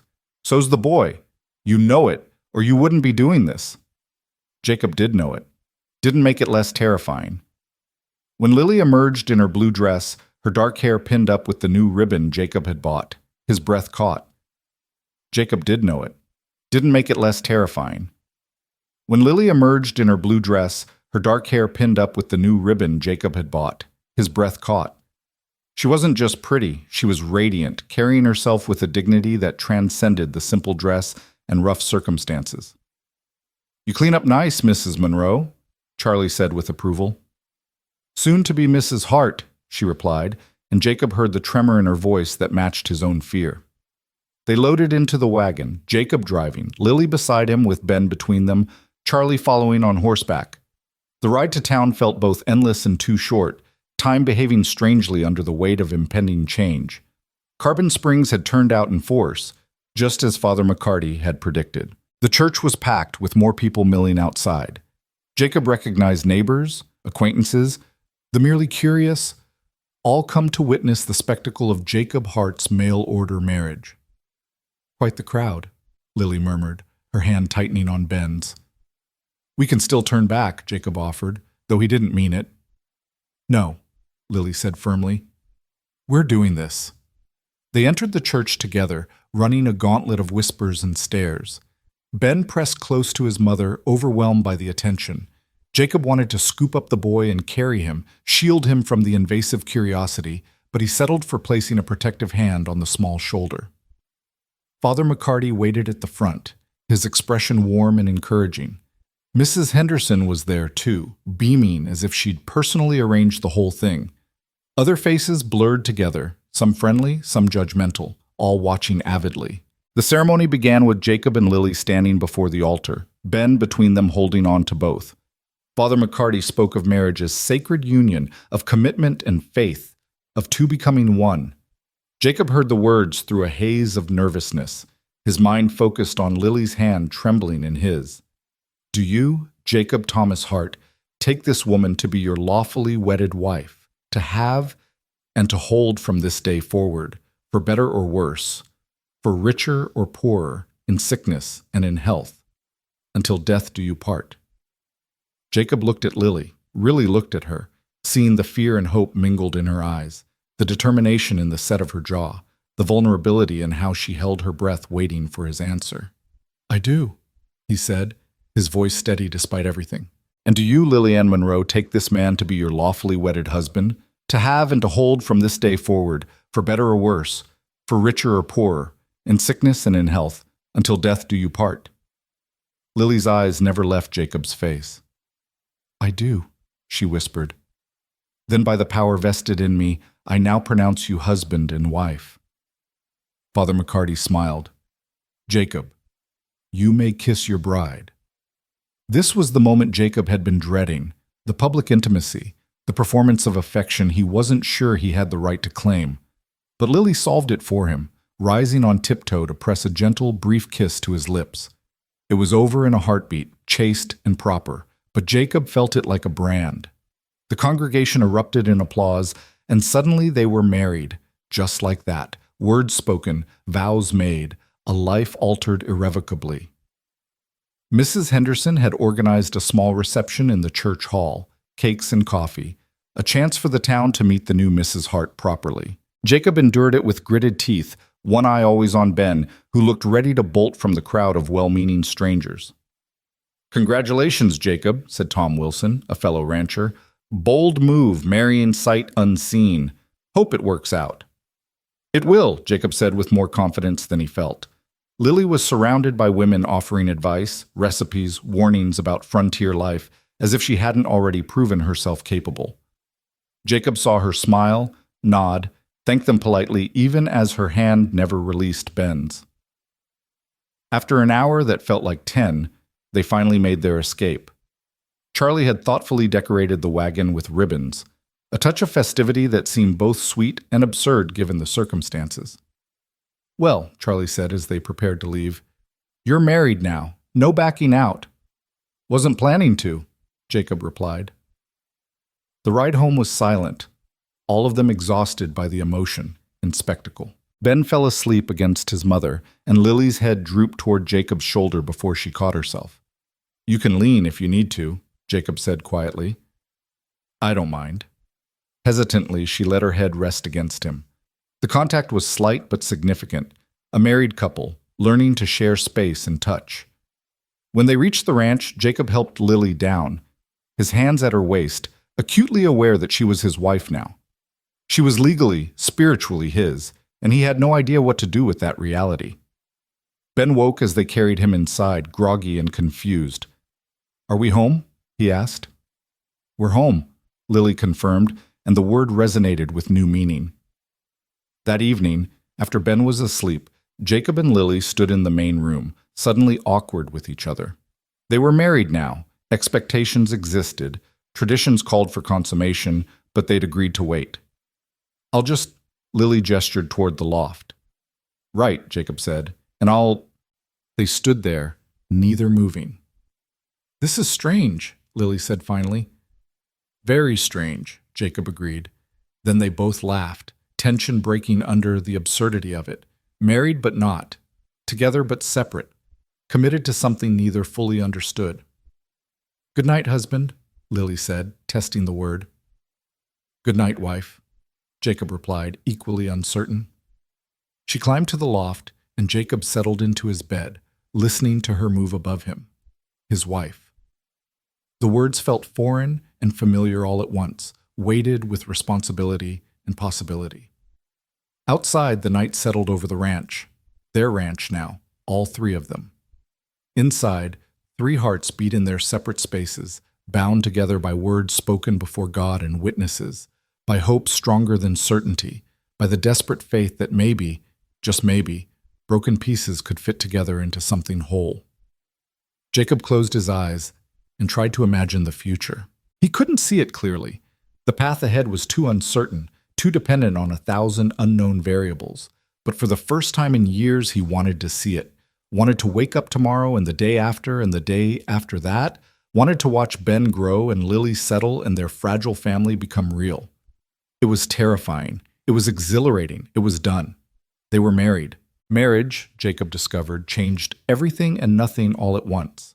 Monday morning arrived with the same chores demanding attention, the same cattle needing tending, the same endless work that defined frontier life.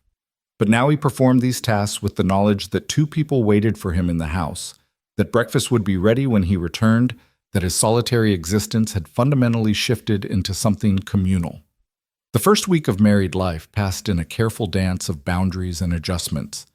Lily moved through the house with increasing confidence, reorganizing the kitchen to her liking, establishing routines that brought order to what had been Jacob's haphazard bachelor existence. She asked permission at first. "Do you mind if I move these provisions to the lower shelf, or would it bother you if I wash the curtains?" Until Jacob finally told her to stop asking and just make the house work however she needed it to. Ben remained cautious but was gradually emerging from his shell. He followed Jacob on morning chores, asking endless questions about everything from why cows had 4 stomachs to how far away the mountains were. Jacob found himself enjoying the role of teacher, rediscovering his own world through the boy's curious eyes. "Why do we have to check the fences every day?" Ben asked one morning as they rode the property line. "Because one broken fence can mean lost cattle," Jacob explained. "And lost cattle means lost money, which means we can't buy supplies, which means we all go hungry. Everything connects, Ben. That's the first lesson of ranch life. Everything you do or don't do has consequences." The boy absorbed this with serious consideration. "So if I don't do my chores, bad things happen?" "Well, chickens might not get fed, eggs might not get collected. Not the end of the world, but it matters. Your mama depends on those eggs for cooking. I depend on the chickens being healthy. See how it connects?" Ben nodded slowly. "I'll be more careful with my chores." "You're doing fine," Jacob assured him. "Better than fine, actually. You're learning fast." A small smile crossed Ben's face before the habitual wariness returned, but Jacob caught it. These moments of breakthrough, brief as they were, gave him hope. The sleeping arrangements remained unchanged: Lily in the loft, Jacob in the main room, Ben in his small bedroom. They existed in careful politeness, married in name but still fundamentally separate. Jacob told himself he didn't mind, that the partnership was working exactly as they'd agreed, but he couldn't deny the awareness that crept in during unguarded moments. The way Lily's hair caught lamplight when she read in the evenings, the sound of her humming as she worked, the accidental brush of hands when they both reached for something. On Thursday, exactly 1 week after Lily and Ben had arrived, the first real test of their partnership emerged. Jacob was working in the barn when he heard hoofbeats approaching fast. Charlie, riding hard, his face grim. "Jake!" he called before even dismounting. "We've got trouble. Mountain lion's been spotted near the Henderson place. Took 2 of their calves last night. Tom Wilson says he found tracks near his north pasture this morning, too." Jacob's blood ran cold. Mountain lions were deadly serious business, especially with cattle vulnerable and a child on the property. "How big?" "Tom says the tracks suggest a big male, probably forced down from the high country by lack of prey. He's hunting Jake, and he's bold enough to come near houses." Lily emerged from the chicken coop, Ben at her side. She must have heard the urgency in Charlie's voice because she moved quickly toward them. "What's wrong?" "Mountain lion in the area," Jacob said tersely. "Charlie, we need to organize a hunting party, tonight, before it takes more livestock or worse." "Agreed. I'll ride to the other ranches, get men together, meet at Wilson's place at sundown?" "I'll be there." Jacob was already mentally cataloging what he'd need: his rifle, ammunition, his best tracking skills. "I'm coming too," Lily said. Both men turned to stare at her. Jacob shook his head immediately. "No, too dangerous." "I can shoot," Lily insisted. "My father taught me." "You'll need every gun you can get." "You'll need to stay here with Ben," Jacob countered. "Keep him safe. Keep the doors locked. The lion probably won't come this close to the house, but probably isn't certain." He saw the argument forming in her eyes, saw her wanting to prove herself capable and useful. But he also saw her glance at Ben, saw the calculation. Her son's safety versus her pride. "Fine," she said finally.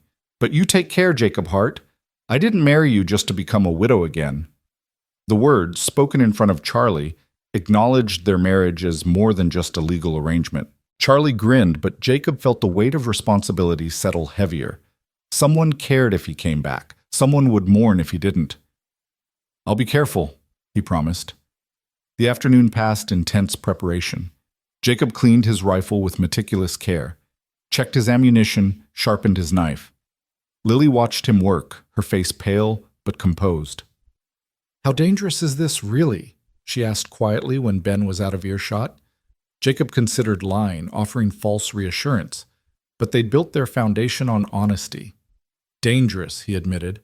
"Mountain lions are smart, fast, and when they're desperate, they'll attack anything. but I've hunted them before. I know what I'm doing. That's not as comforting as you think it is, Lily said. Knowing what you're doing doesn't make you invincible. No, Jacob agreed, but it gives me better odds than not knowing. She moved closer, her hand coming to rest on his arm. The touch was light but deliberate, a connection that had become more common over the past week. Promise me you'll come back, she whispered. Ben's already lost one father. I won't let him lose another. Another. The word hung between them, acknowledging what neither had spoken aloud, that Jacob was becoming more than just the man who'd taken them in. He was becoming family. I promise, Jacob said, covering her hand with his own. I'll come back, Lily. When Ben appeared, asking what was happening, Lily knelt to his level with that fierce protectiveness Jacob had come to recognize. Jacob has to go help the neighbors with something important, she explained. We're going to stay here, keep everything safe while he's gone. Can you be brave for me? Ben's eyes were huge. Is it dangerous? Jacob can handle it, Lily said with confidence Jacob hoped he deserved. He's strong and smart and careful, right, Jacob? Right, Jacob confirmed, meeting the boy's worried gaze. I'll be back before you know it, Ben. You just take care of your mama for me. The boy nodded solemnly, understanding he was being given an important task. I will. I'll protect her. Jacob felt something crack in his chest.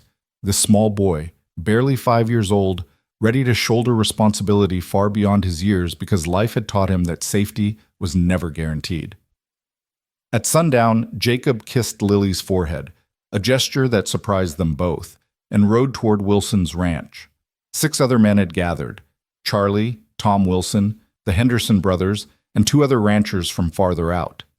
They were armed and grim-faced, understanding the stakes. Track suggests he's denning in the rocks above Henderson's north pasture, Tom explained, pointing to a crude map drawn in the dirt.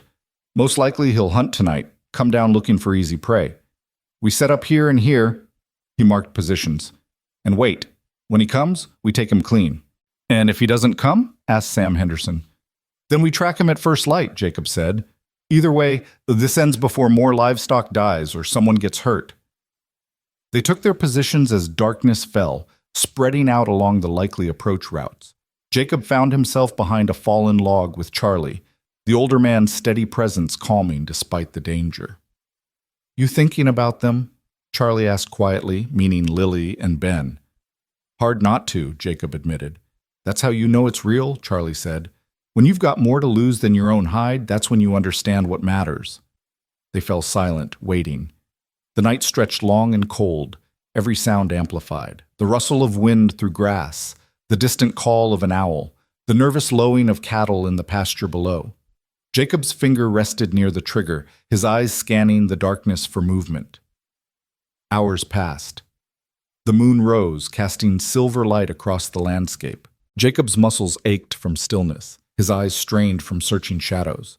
Beside him, Charlie remained motionless, a hunter's patience earned over decades. Then, movement. A shadow separating from shadows, moving with liquid grace along the ridgeline. The mountain lion, massive and magnificent, picking its way toward the pasture with deadly purpose. Jacob's heart hammered. He raised his rifle slowly, finding the sight picture, waiting for the others to be ready. The protocol was clear: multiple shooters, clean kill, no suffering for the animal that was only following its nature. The lion paused, its head turning as if sensing danger. In that moment, backlit by moonlight, Jacob could see it clearly, a beautiful creature, powerful and wild, driven by hunger to take risks that would ultimately kill it. There was something tragic in it, this clash between human need and animal survival, neither side wrong but both incompatible. Tom Wilson's shot rang out first, followed immediately by the others. Jacob added his own, the rifle's kick familiar against his shoulder. The lion fell, its death mercifully quick, the combined shots ensuring it didn't suffer. They approached cautiously. Even a dying predator was dangerous, but the animal was gone, its magnificent life ended by necessity. The men stood in a rough circle, hats removed in unconscious respect. Necessary thing, Tom said quietly, speaking the thought they all shared. But still a shame. Better than finding a child mauled, Sam Henderson replied practically, or losing half our herds. They loaded the carcass onto a wagon, the pelt would be valuable, the meat usable, and began the ride home. Jacob felt exhausted, the adrenaline draining away and leaving only weariness behind. But beneath the fatigue was relief, and beneath that, eagerness to get home to his family. His family. When had he started thinking of them that way? The ranch was dark when he arrived, just past midnight. He tended to Rex quietly, not wanting to wake anyone, but as he approached the house, he saw lamplight flickering in the window. The door opened before he could reach it, and Lily stood there in her nightdress and shawl, her face flooding with relief. "You're back," she breathed. "You're safe." "I promised, didn't I?" Jacob said, suddenly aware of how he must look. Dirty, exhausted, probably smelling of gunpowder and horse. Lily didn't seem to care. She threw herself at him, her arms wrapping around his waist, her face pressing against his chest.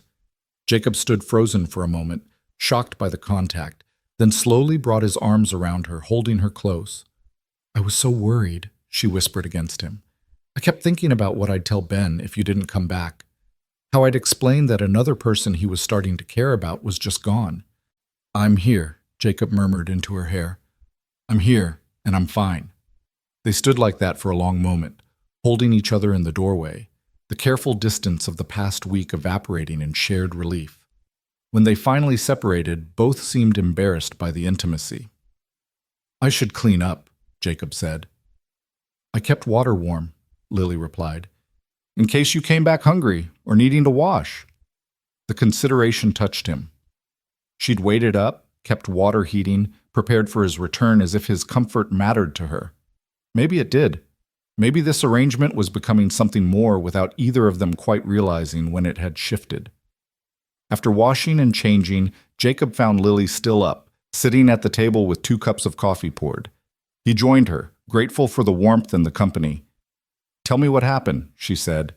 So he did, leaving out the more dangerous details, but giving her the essential truth. She listened intently, her hands wrapped around her cup. "You could have died," she said when he finished. "Could have," Jacob acknowledged, "but didn't."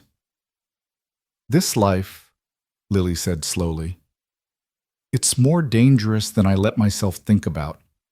Every day you go out there, something could happen.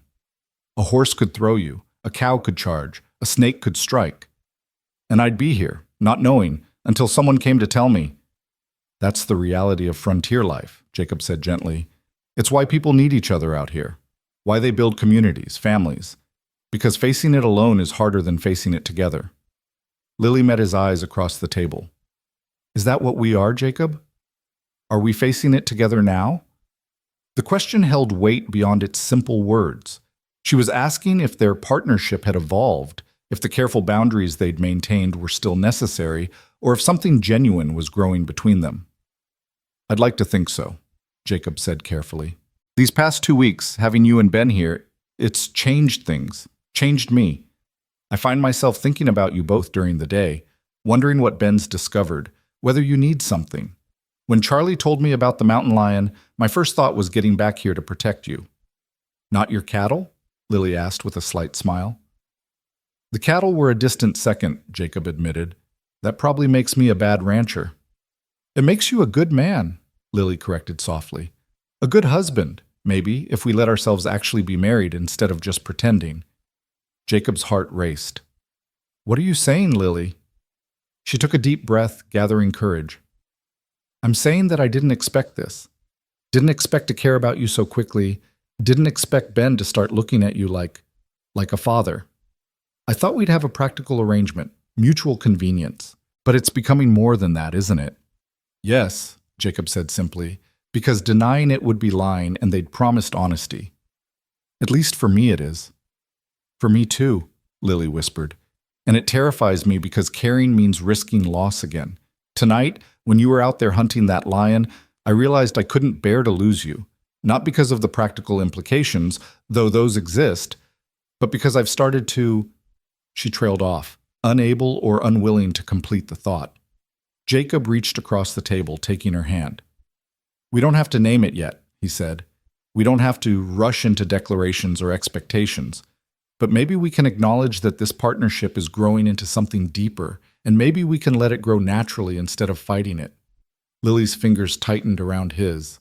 I'd like that. Ben would too, I think. He talks about you constantly. Jacob says this, and Jacob showed me that. You're becoming important to him. He's important to me too, Jacob said. I never thought I wanted children, but that boy, there's something special about him, Lily. He's smart and brave, and he's got so much potential if someone just gives him the chance to bloom. Tears slipped down Lily's cheeks. You see him, really see him, not just as a burden or an obligation. Do you know how rare that is? He's not a burden, Jacob said fiercely. He's a gift. You both are. The words hung in the air between them, a declaration neither had planned but both needed to hear. Lily stood, moving around the table to stand beside Jacob's chair. He looked up at her, this woman who'd arrived as a stranger and was becoming something infinitely more precious. I think, Lily said softly, that we should try being an actual married couple, not rushing into anything physical until we're both ready, but sharing more, being partners in truth, not just in name. I'd like that, Jacob said, standing to face her. More than I can say. They stood close, the space between them charged with possibility. Jacob cupped her face gently, his thumb brushing away her tears.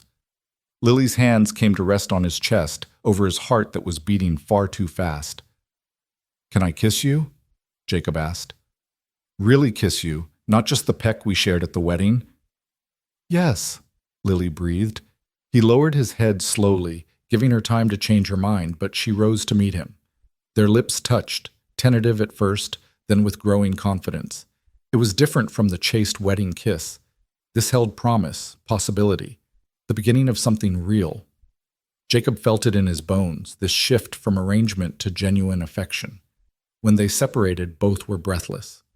Lily smiled, her face transformed by it. That was, yeah, Jacob agreed, equally incapable of articulation. They stood together a moment longer, then Lily reluctantly stepped back. I should sleep. It's late, and morning comes early. It does, Jacob agreed. But at the base of the loft stairs, he caught her hand. Lily, thank you for taking a chance on this, on me. I know I'm not what you probably dreamed of when you thought about marriage. Dreams change, Lily said. Reality can be better than dreams if you let it. She climbed to the loft, and Jacob settled into his bed, his mind too active for immediate sleep. The day had brought danger and resolution, fear and courage, but most importantly, it had brought clarity. What he felt for Lily was growing beyond convenience, beyond partnership, into something that felt suspiciously like love. It was too soon to say it aloud, too fragile to examine too closely. But it was there, growing in the spaces between them, fed by shared moments and mutual respect and the gradual building of trust. The following days brought a shift in the household dynamics. Lily and Jacob moved around each other with increased ease, the awkwardness fading into comfortable familiarity. They touched more often, hands brushing as they worked, shoulders bumping as they sat together in the evenings, Jacob's hand finding the small of Lily's back as they moved through doorways. Ben noticed, his young eyes missing nothing. Are you and Mama friends now? He asked Jacob one morning as they fed the chickens. I hope so, Jacob said. Is that okay with you? Ben considered this seriously. I think so. Mama smiles more now. She didn't smile much before at Aunt Margaret's house. Well, we want to keep her smiling then, don't we? Yes, Ben agreed. Then, more tentatively, Jacob, can I ask you something? Anything, buddy. If you and Mama are married, does that make you my... He couldn't seem to finish the question, but Jacob understood what he was asking. Jacob knelt down, meeting Ben's eyes. That's up to you, Ben. I'm married to your mama, which makes us family. But you had a father, a good man who loved you. I'm not trying to replace him or make you forget him. But he's gone, Ben said, his voice small. And you're here. I am here, Jacob confirmed. And I'm planning to stay here if you'll have me. You can call me whatever feels right to you, Jacob, or something else if you want. There's no rush, no pressure. Ben absorbed this, then asked, What would I call you if you were my papa? Jacob's throat tightened. Some kids say pa, or papa, or dad. But like I said, only if it feels right to you. The boy nodded slowly, processing. I need to think about it. Take all the time you need, Jacob assured him. That evening, as they sat down to dinner, Lily noticed the change in Ben's demeanor, the way he watched Jacob with new consideration, the thoughtful expression that suggested internal debate. She caught Jacob's eye with a questioning look, and he gave a slight shake of his head, communicating later. After Ben was asleep, Jacob told Lily about the conversation. She listened, tears sliding down her cheeks. He's trying to figure out where you fit, she said, trying to honor his father's memory while making room for you. That's a lot for a 5-year-old. I don't want to push him, Jacob said. He can take all the time he needs. You're so good with him, Lily said wonderingly. So patient and understanding. Where did you learn that? I didn't, Jacob admitted. I'm just following my gut, hoping I don't mess it up too badly. Lily moved closer to him on the bench, her head coming to rest on his shoulder. You're not messing it up. You're giving him exactly what he needs. Safety, patience, and room to be a child again. Jacob wrapped an arm around her, marveling at how natural it felt to hold her. We're doing it together, he corrected. You're the one who's kept him whole through everything he's been through. I'm just trying to help. They sat like that for a long while, comfortable in each other's presence. The house creaked around them, settling into night sounds that felt increasingly like home. Jacob, Lily said eventually, can I ask you something? Anything. When do you think, that is, how long do we... She stopped, frustrated with her inability to articulate the question. Jacob understood anyway. How long until we're actually married in all ways? He asked gently. Yes, she whispered. I don't want to rush you, but I also don't want us to keep dancing around this forever. At some point, we need to either commit fully or acknowledge that this will always be just a practical arrangement. Jacob turned to face her fully, taking both her hands. Lily, I'm already committed. What I feel for you, it's growing every day. I think about you constantly, look forward to seeing you, miss you when you're not nearby. If that's not the beginning of something real, I don't know what is. Then why are we still sleeping separately? Lily asked, her cheeks flushing but her gaze steady. Because I wanted you to be ready, Jacob said.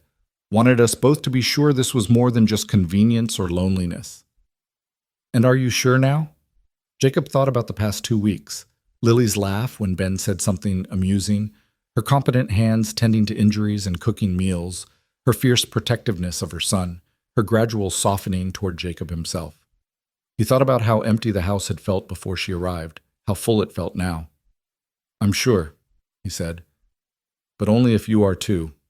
No pressure, Lily. We move at whatever pace feels right. She leaned forward, pressing her forehead to his. I'm sure too, she whispered. I wasn't expecting to care for you so quickly, but I do. And I think I'm ready to really be your wife, if you'll have me. Jacob's heart soared even as nervousness fluttered in his stomach. Tonight? He asked. Maybe not tonight, Lily said with a slight smile. But soon. Let's sleep in the same room first. Get used to sharing space before we share everything else. You want to move your things down from the loft? I want us to have the loft, Lily corrected. It's more private. Ben can stay in his room and we can have our own space up there. The practicality of it made sense, but the implications made Jacob's pulse race. Still, he nodded. Okay, we can move things tomorrow. Take our time making the space work for both of us. Thank you, Lily said, for being patient with me, for understanding that I need to move at my own pace. We both do, Jacob said. This is new for me too, Lily. I've never shared my life with someone like this. We're learning together. She kissed him then, soft and sweet, a promise of more to come when they were both ready. Jacob held her close, breathing in the scent of her hair, feeling the beat of her heart against his chest. This was real.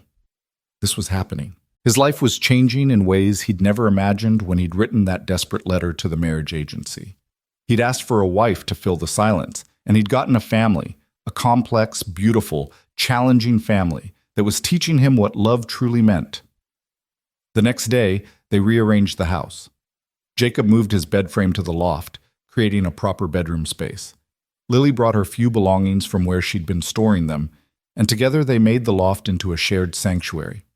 Ben watched with interest, understanding on some level that this meant his mother and Jacob were becoming a real couple. "Will you still read to me at bedtime?" Ben asked Lily, a hint of worry in his voice. "Of course I will," she assured him. "Every single night.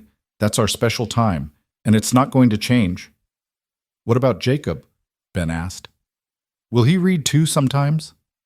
Lily looked at Jacob, who nodded. "If you want me to," Jacob said. "I'm not as good at voices as your mama, but I'll try." "I'd like that," Ben said softly. That night they established a new routine. Lily read to Ben while Jacob finished evening chores. When he came in, he found them curled together in Ben's small bed, Lily's voice bringing fairy tale characters to life. He stood in the doorway, watching, his heart full to bursting. After Ben was asleep, Jacob and Lily climbed the stairs to the loft together. The space felt different now, intimate, shared, theirs. They prepared for bed with shy awareness of each other, both changing modestly despite being married. When they finally settled into bed together, there was a moment of uncertainty. They lay on their backs, carefully not touching, both staring at the ceiling. "This is awkward," Lily said finally. "Incredibly awkward," Jacob agreed. They both laughed, and the tension broke. Lily rolled toward him, and Jacob opened his arm in invitation. She settled against his side, her head on his shoulder, her hand resting over his heart. "Better?" Jacob asked. "Much better," Lily confirmed.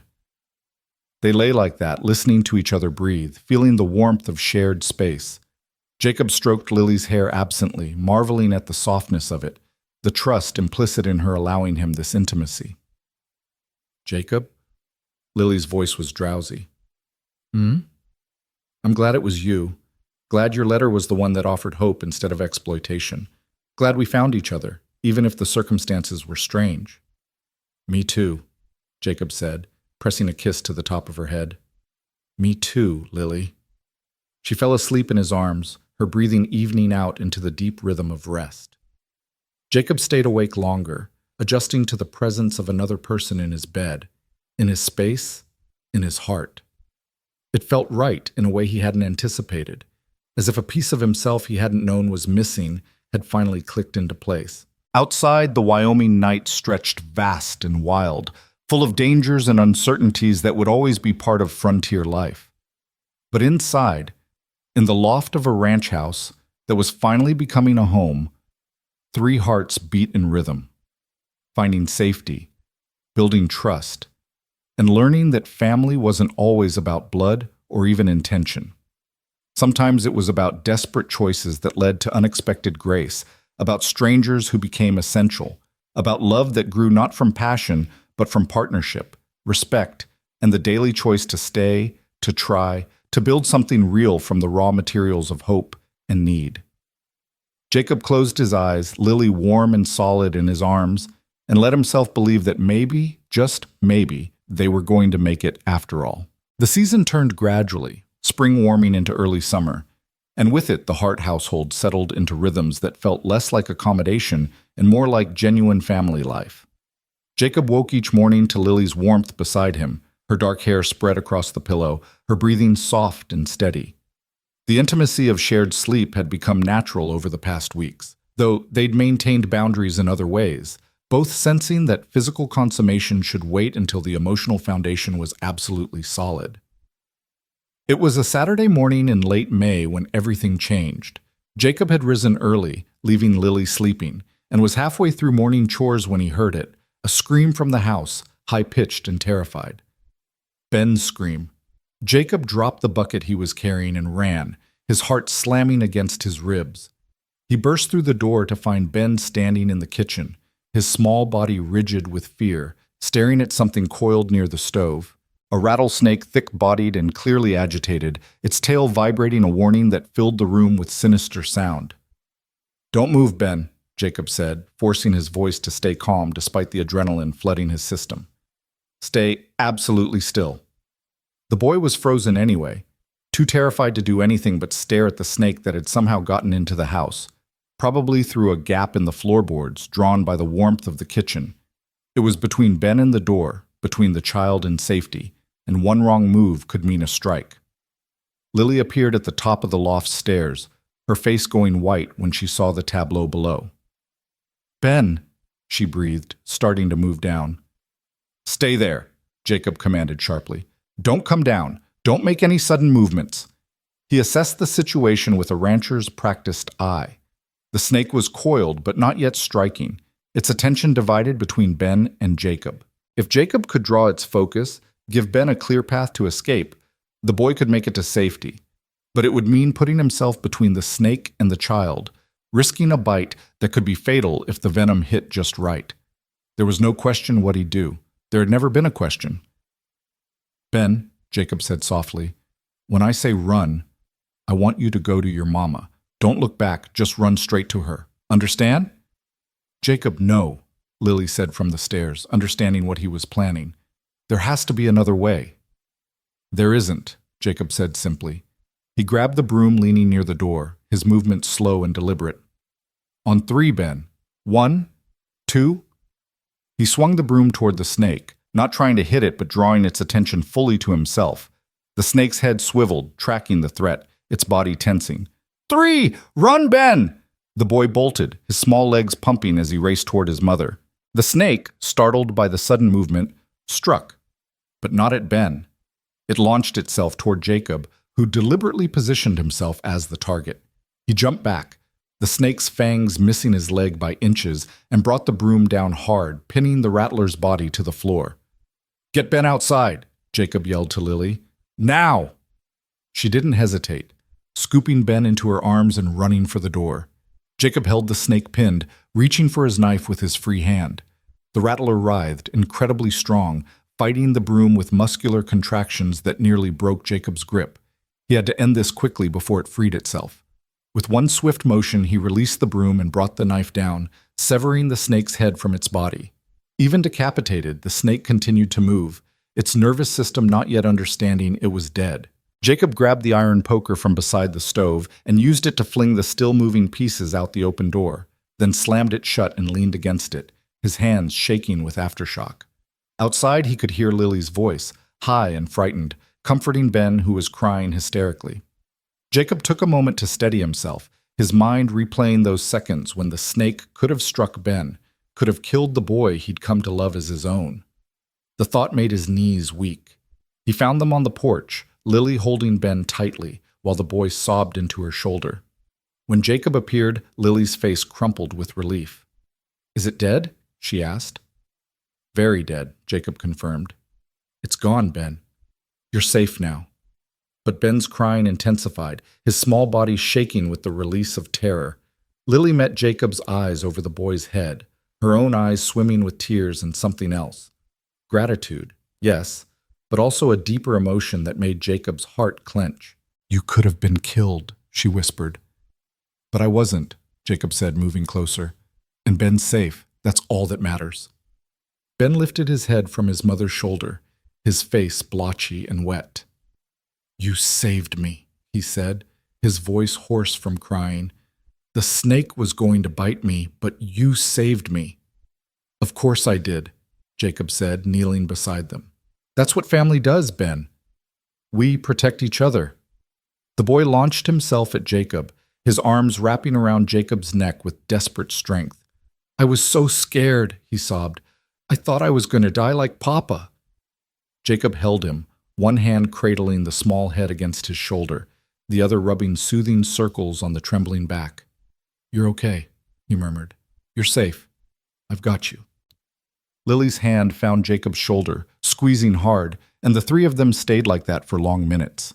A family bound together by crisis, by fear transformed into relief, by the undeniable truth that they were no longer just convenient arrangements, but something infinitely more precious. Eventually, Ben's crying subsided into hiccups and sniffles. He pulled back to look at Jacob with red-rimmed eyes. "Will there be more snakes?" "Probably, eventually," Jacob said honestly. "It's Wyoming, buddy. Snakes are part of life here. But we'll be more careful, check the house better, seal up any gaps they might use to get in.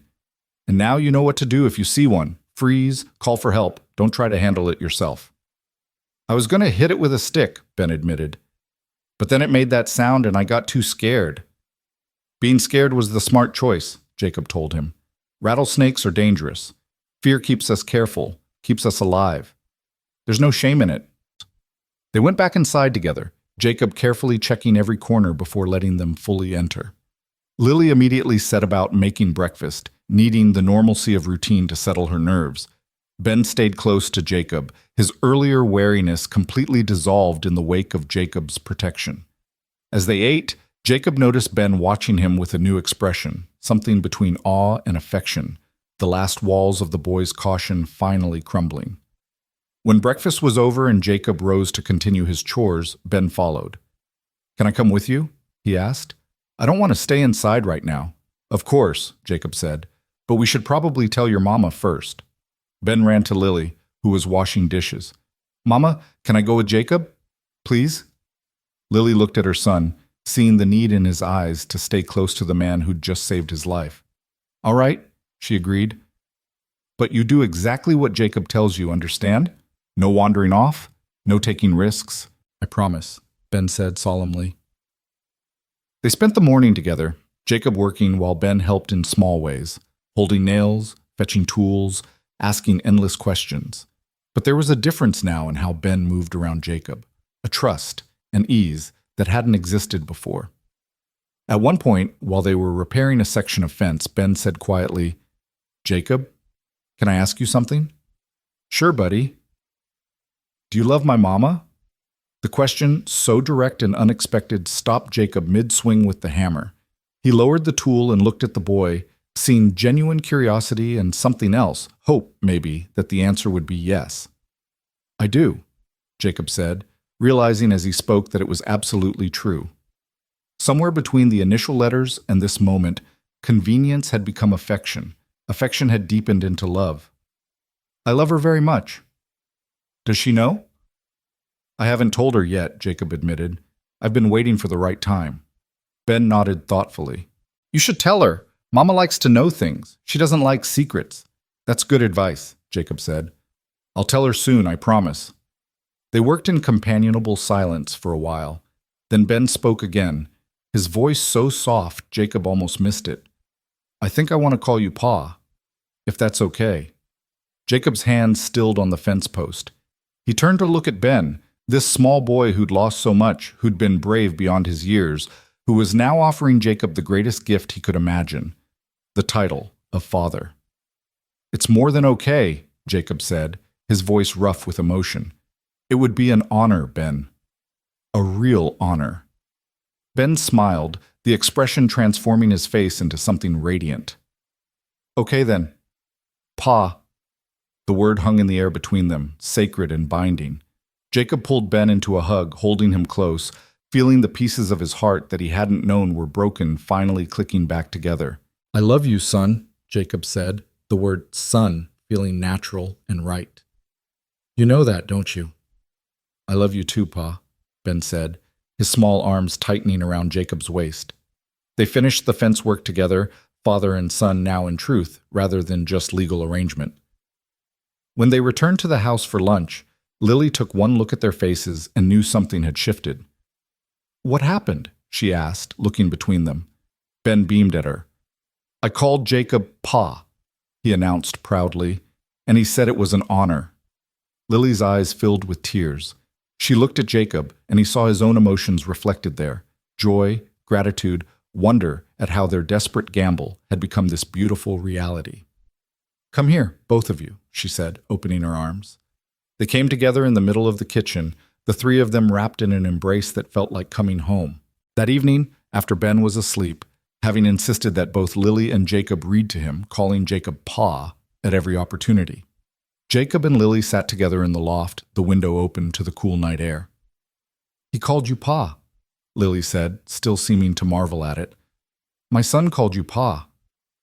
"Is that all right with you?" Jacob asked, suddenly worried. "I know Thomas was his father, and I don't want to—" "It's more than all right," Lily interrupted. "Thomas would be grateful that Ben has someone to fill that role, someone who loves him and protects him.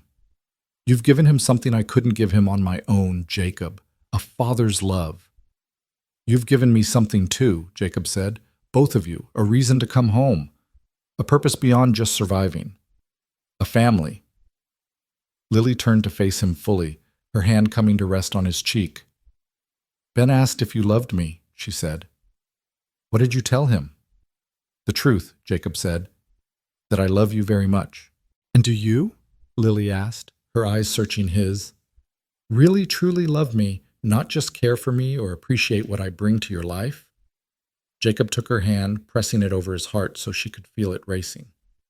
Lily, I love you more than I knew it was possible to love someone. You're the first thing I think about when I wake up and the last thing I think about before I sleep. You're brave and strong and beautiful, and you've made my house into a home.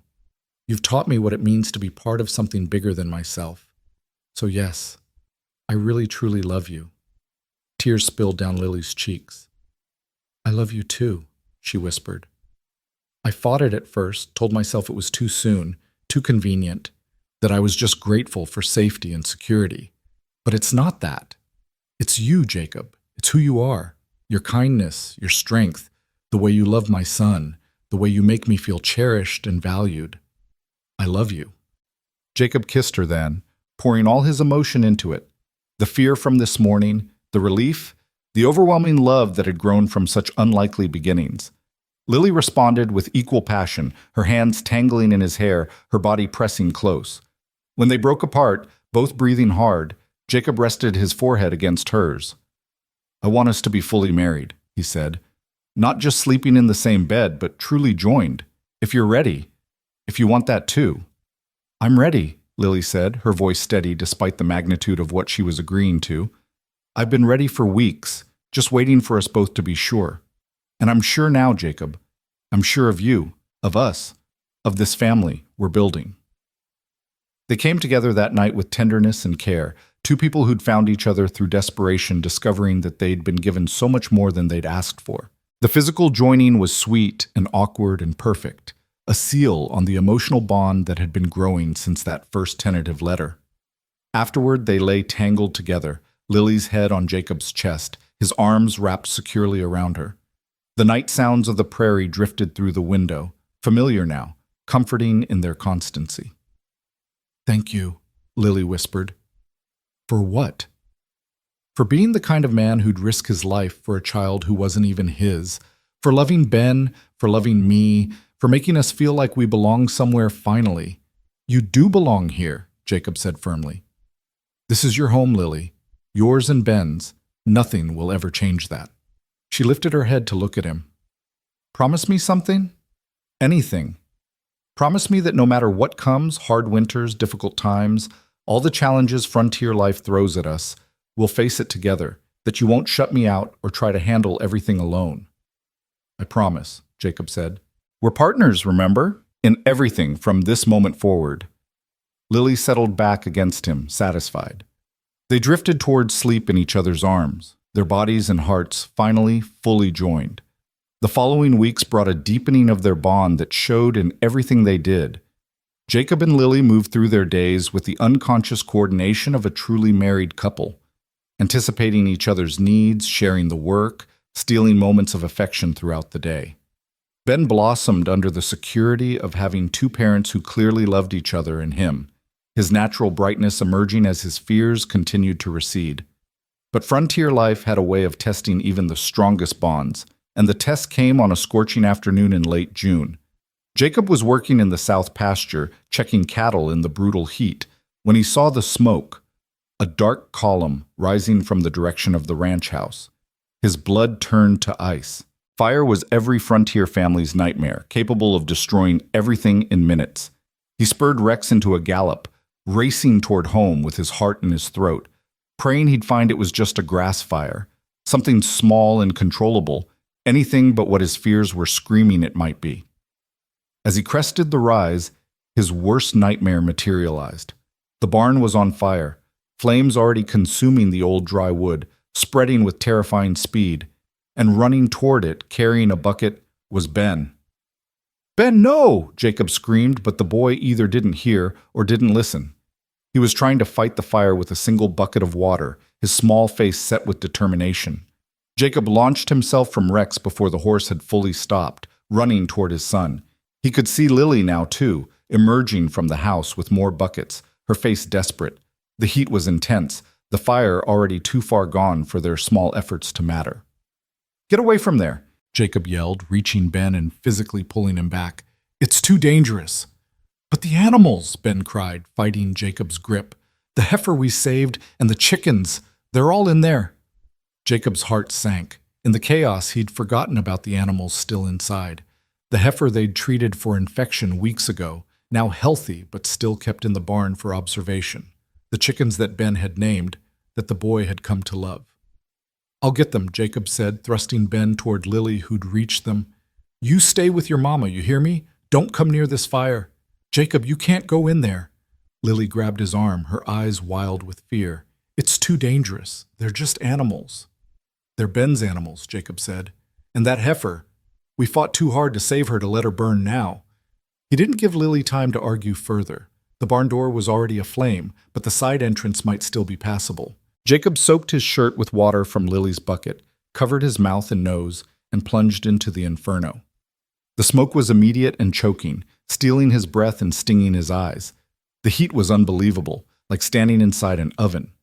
Jacob could barely see, navigating by memory toward where he knew the heifer was kept.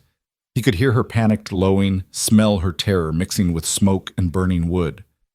"Easy, girl, easy," he called out, more to orient himself than to calm her. His hands found the stall door, fumbled with the latch. The heifer burst past him, driven by instinct toward what she hoped was safety. The chickens were harder. They'd scattered in panic, and Jacob had to chase them through smoke and flames, grabbing them 2 and 3 at a time, throwing them toward the door. His lungs screamed for clean air, his eyes streaming tears that had nothing to do with emotion and everything to do with the acrid smoke. A beam cracked overhead, a warning of imminent collapse. Jacob knew he was out of time. He grabbed the last chicken he could find, Princess, with her dignified strut, now terrified and squawking, and ran for the exit. He made it out just as a section of roof caved in, collapsing exactly where he'd been standing moments before. Jacob stumbled away from the fire, coughing violently, his lungs fighting for air. Strong hands grabbed him, Lily on one side, Charlie on the other.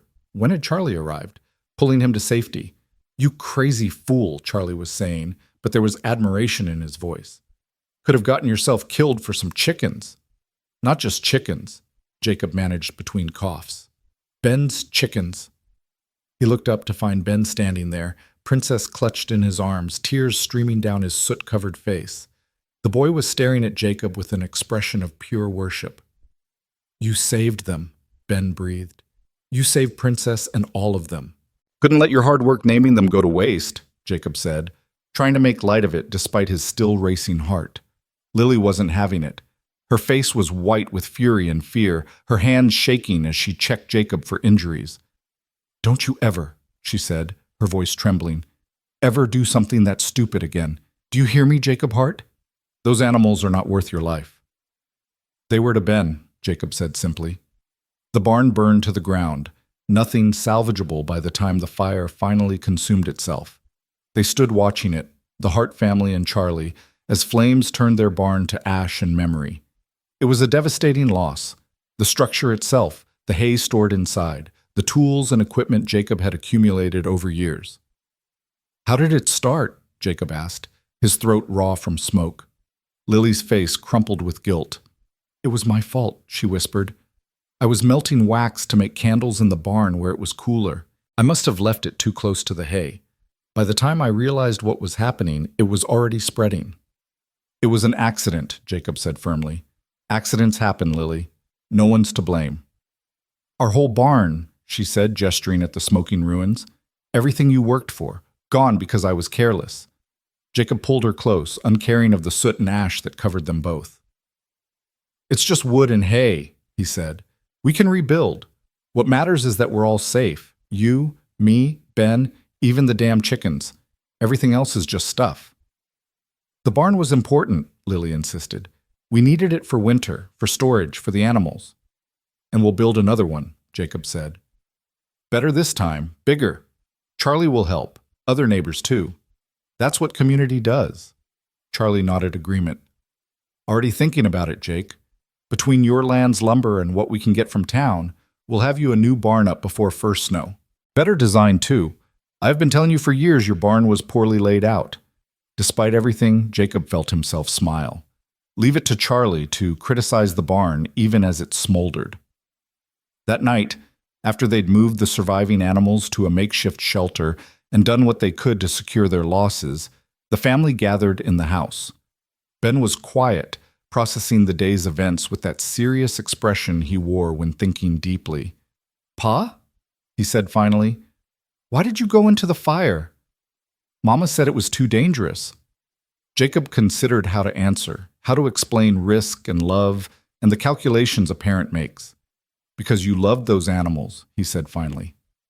"And I love you. Sometimes love means doing scary things to protect what matters to the people we care about." "Like with the snake," Ben said, understanding. "You put yourself between me and the danger." "Exactly like that." "What if you died?" Ben's voice was small, the fear underlying his question obvious. Jacob pulled Ben onto his lap, holding him close. "I didn't die, buddy. I was careful. I knew what I was doing, and I made it out safely. But you're right that there was risk. There's always risk in life, especially out here. The important thing is knowing which risks are worth taking. How do you know which ones are worth it? You ask yourself what you'd regret more, taking the risk and something going wrong, or not taking it and living with what you lost. Today, I knew I'd never forgive myself if I didn't at least try to save those animals you cared about. So the risk was worth it." Ben absorbed this, then snuggled closer. "I'm glad you're my pa," he said softly. "I'm glad you're my son," Jacob replied, his voice thick with emotion. Lily joined them, wrapping her arms around both of them. They sat like that for a long time, a family that had survived another test, their bond strengthened by shared crisis. The next days brought an outpouring of community support that humbled Jacob.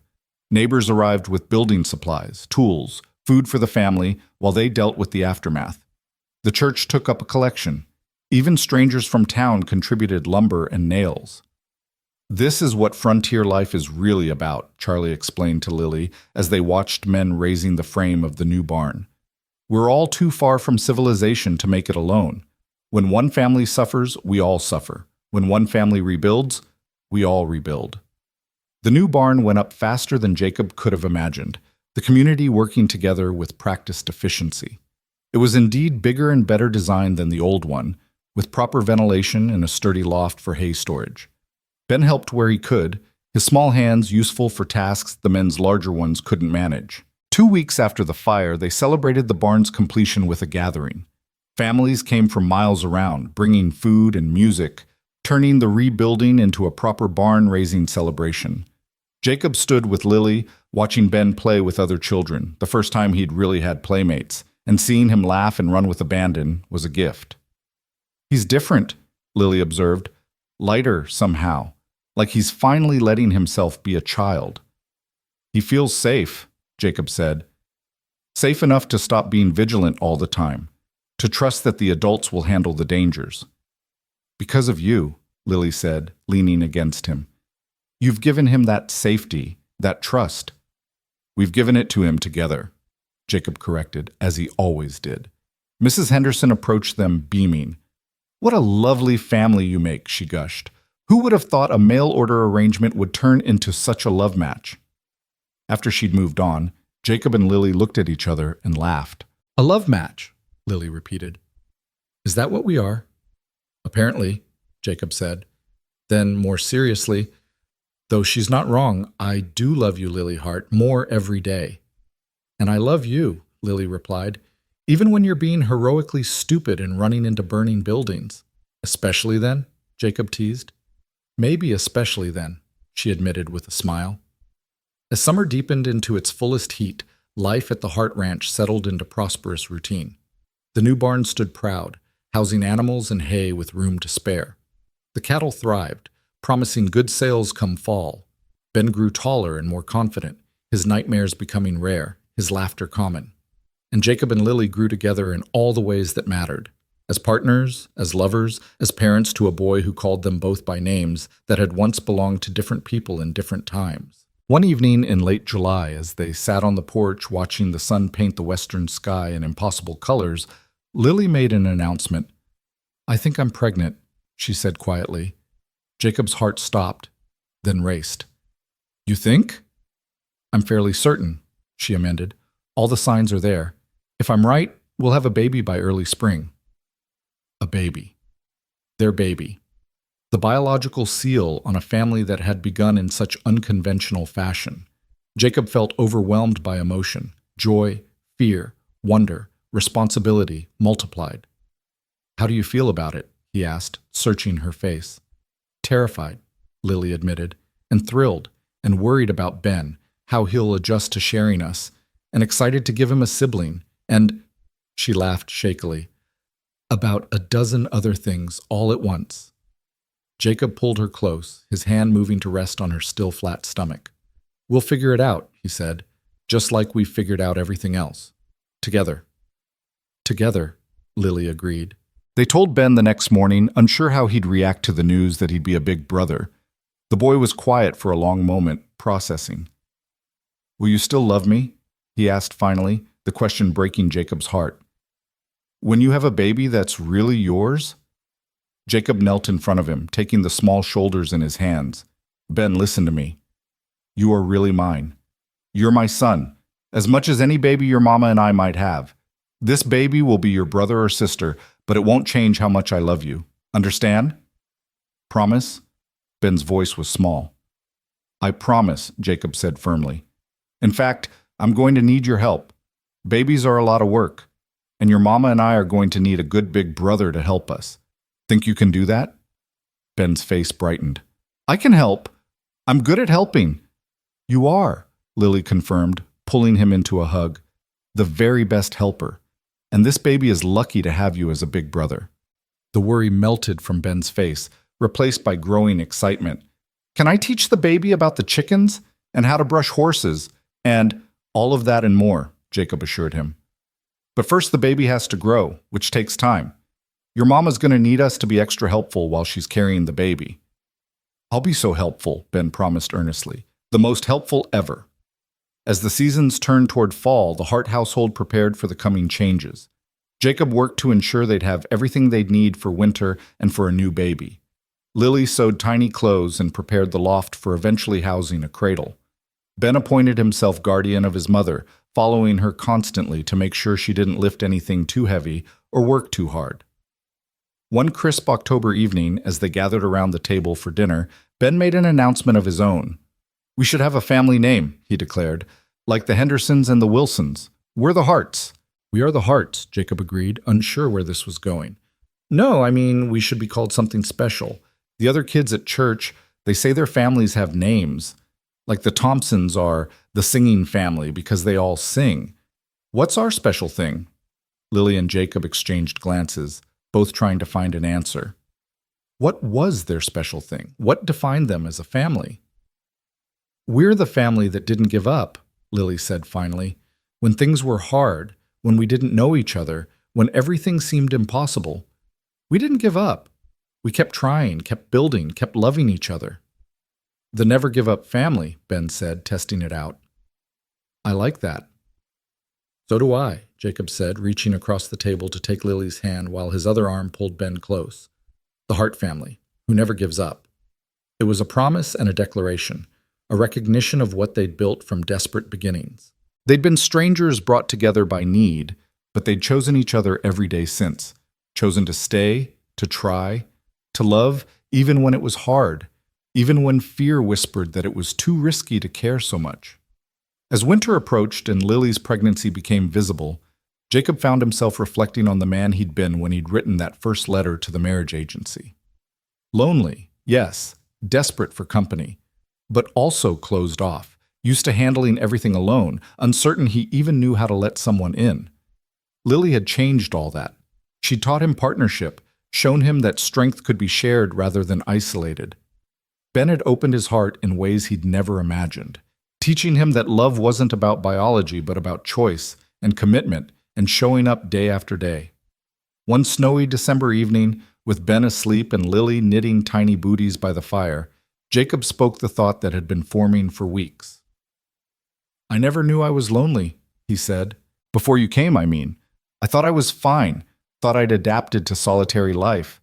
But I was dying inside, slowly, and didn't even realize it. Lily looked up from her knitting. And now?